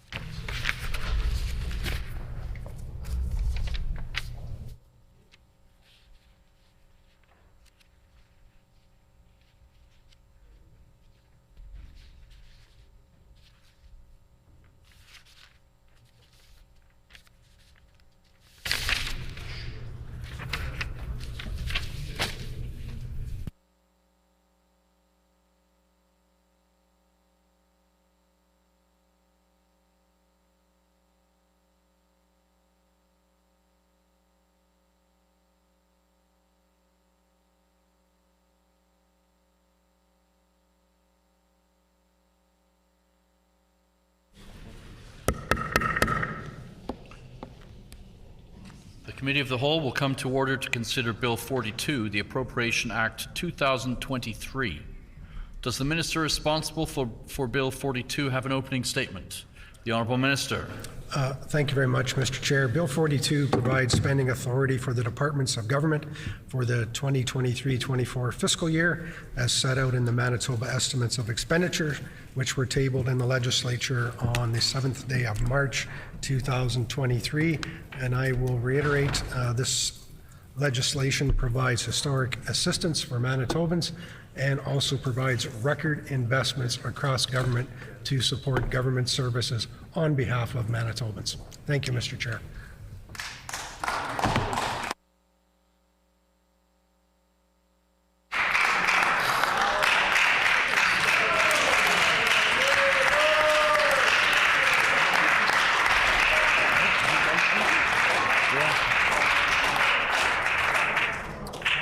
Order, please. We thank the Minister. Does the critic from the official opposition have an opening statement? Seeing no statement, does the Honourable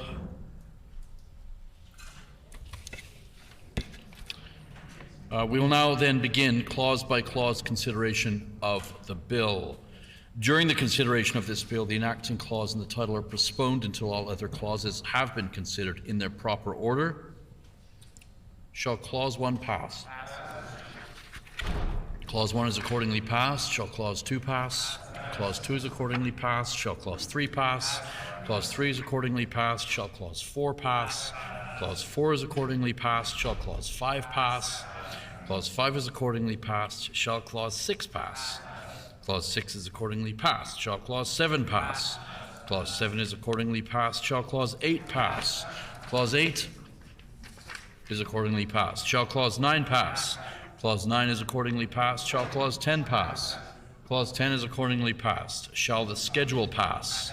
The schedule is accordingly passed. Shall the enacting clause pass? The enacting clause is accordingly passed. Shall the title pass? The title is accordingly passed. Shall the bill be reported? Agreed, the bill shall be reported. That concludes the business before us. Committee rise, call on the Speaker.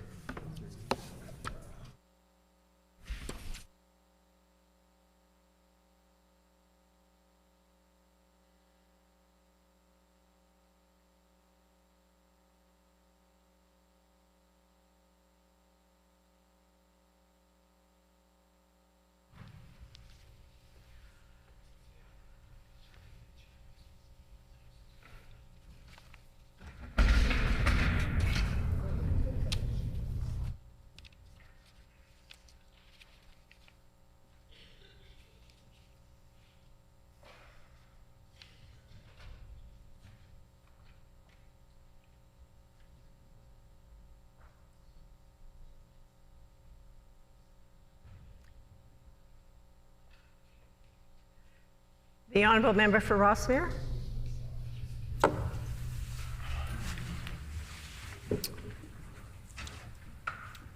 I have no script, Madam Speaker, but I'd be happy to put a few words on the record. Just take the opportunity to say No, I've thank enjoyed you. the afternoon.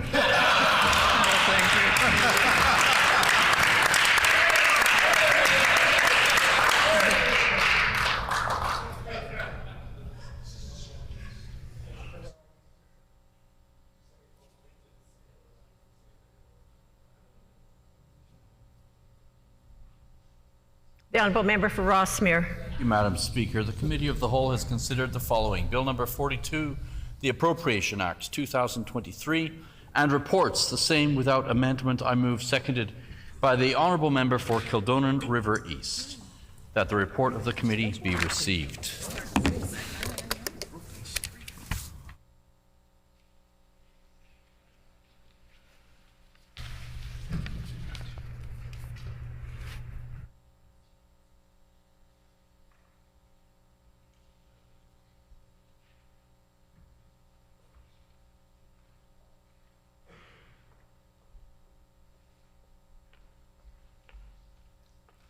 It has been moved by the honourable member for Rossmere, seconded by the honourable member. Ordered. The honourable Minister of Finance.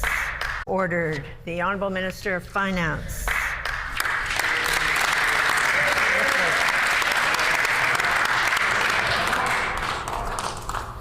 Thank you, Madam Speaker. I move, seconded by the Minister of Education, that Bill number 42, the Appropriation Act 2023, reported from the Committee of the Whole, be concurred in and be now read for a third time and passed.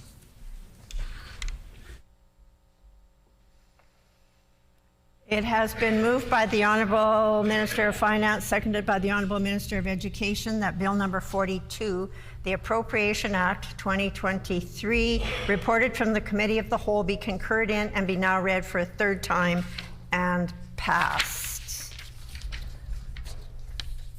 The Honourable Minister of Finance.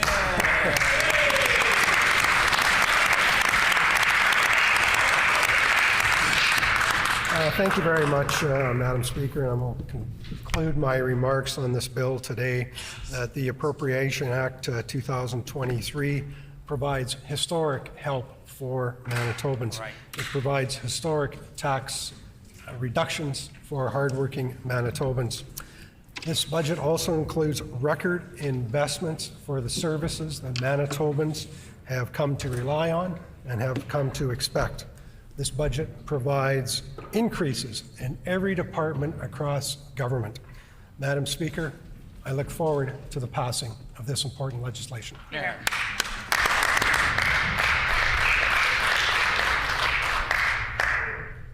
Is it the pleasure? Huh? Oh, yeah. The Honourable Member for River Heights to debate the bill. Yeah, The Honourable Member for River Heights. all right.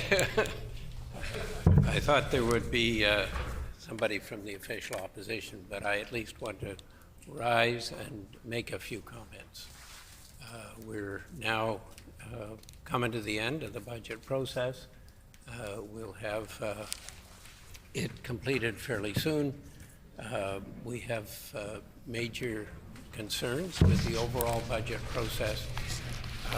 As we have outlined in the debate that has led up to this. And I just wanted to put those on the record, Madam Speaker. Are there any further members wishing to speak in debate? Is the House ready for the question then? The question before the House is Bill number 42, the Appropriation Act 2023. Is it the pleasure of the House to adopt the motion? Agreed? No. I hear a no. All those in favor of the motion, please say yay. Yay. All those opposed, please say nay. Nay. In my opinion, the yeas have it. The Honourable Government House Leader? Recorded vote, Madam Speaker. A recorded vote having been called, call in the members.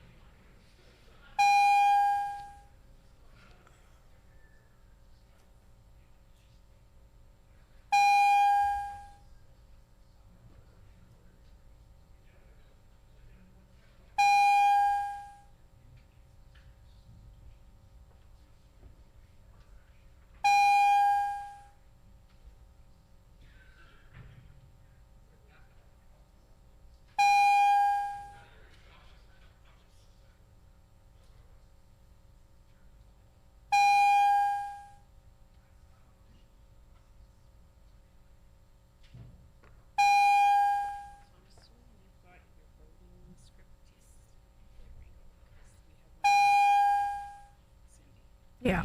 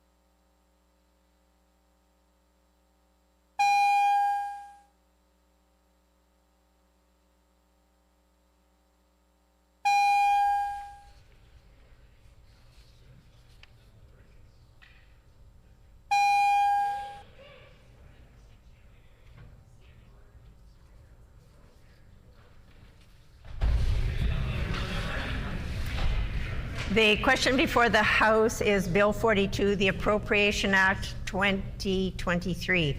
All those... Oh, concurrence and third reading of Bill 42, the Appropriation Act 2023. All those in the chamber in favor of the motion, please rise. Honorable Mrs. Stephenson. Honorable Mrs. Stephenson. Honorable Mr. Gertson. Honorable Mr. Gertson.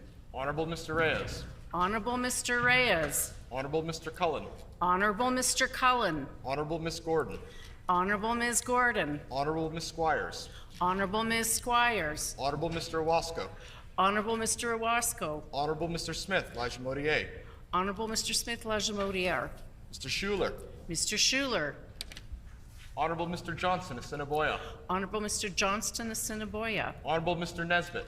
Honorable Mr. Nesbitt. Honorable Miss Morley Lecomte. Honorable Ms. Morley Lecomte. Honorable Mr. Khan. Honorable Mr. Khan.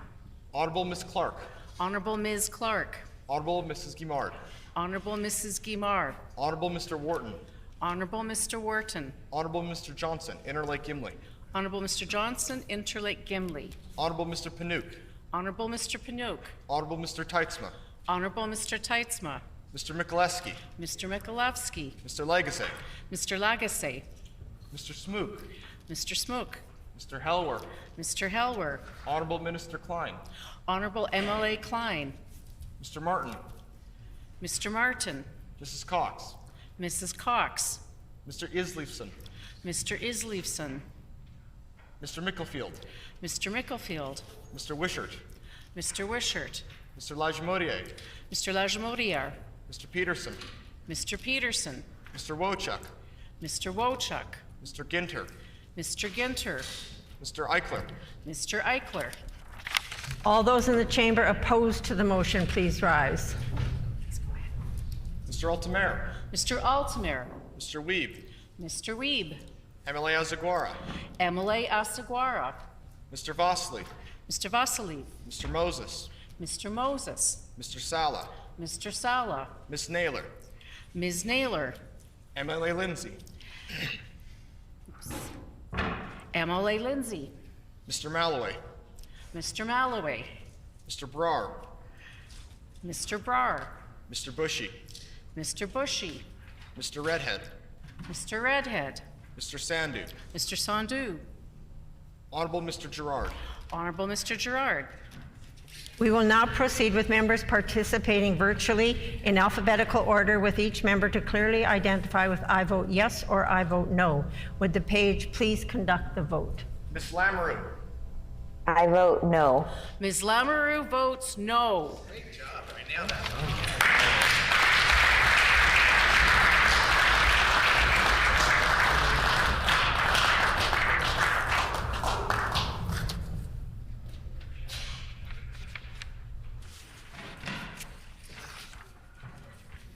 Yeas 34, nays 15.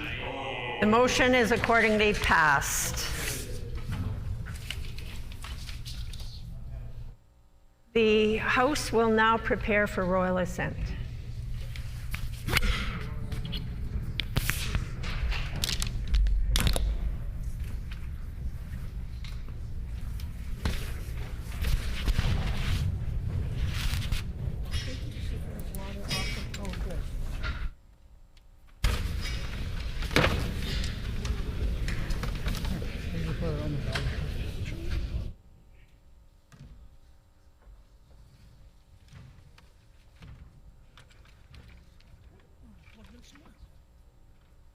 Sorry, I guess oops, yes, that's me. Yeah.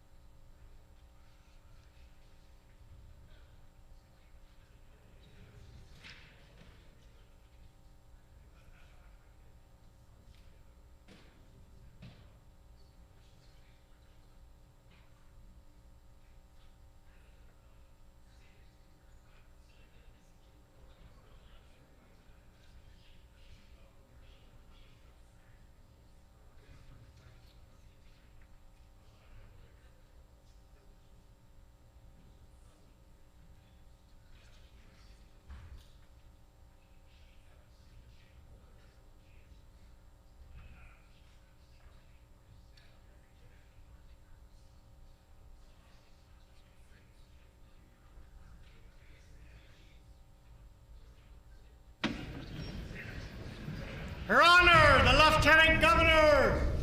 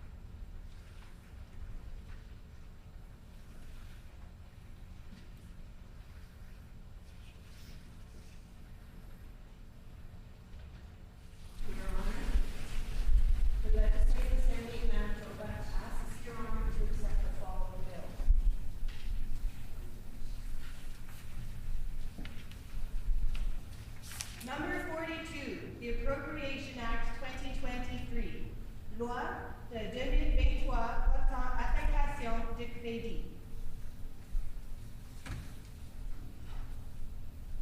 In His Majesty's name, the Lieutenant Governor of the Province of Manitoba thanks the Legislative Assembly and assents to this bill.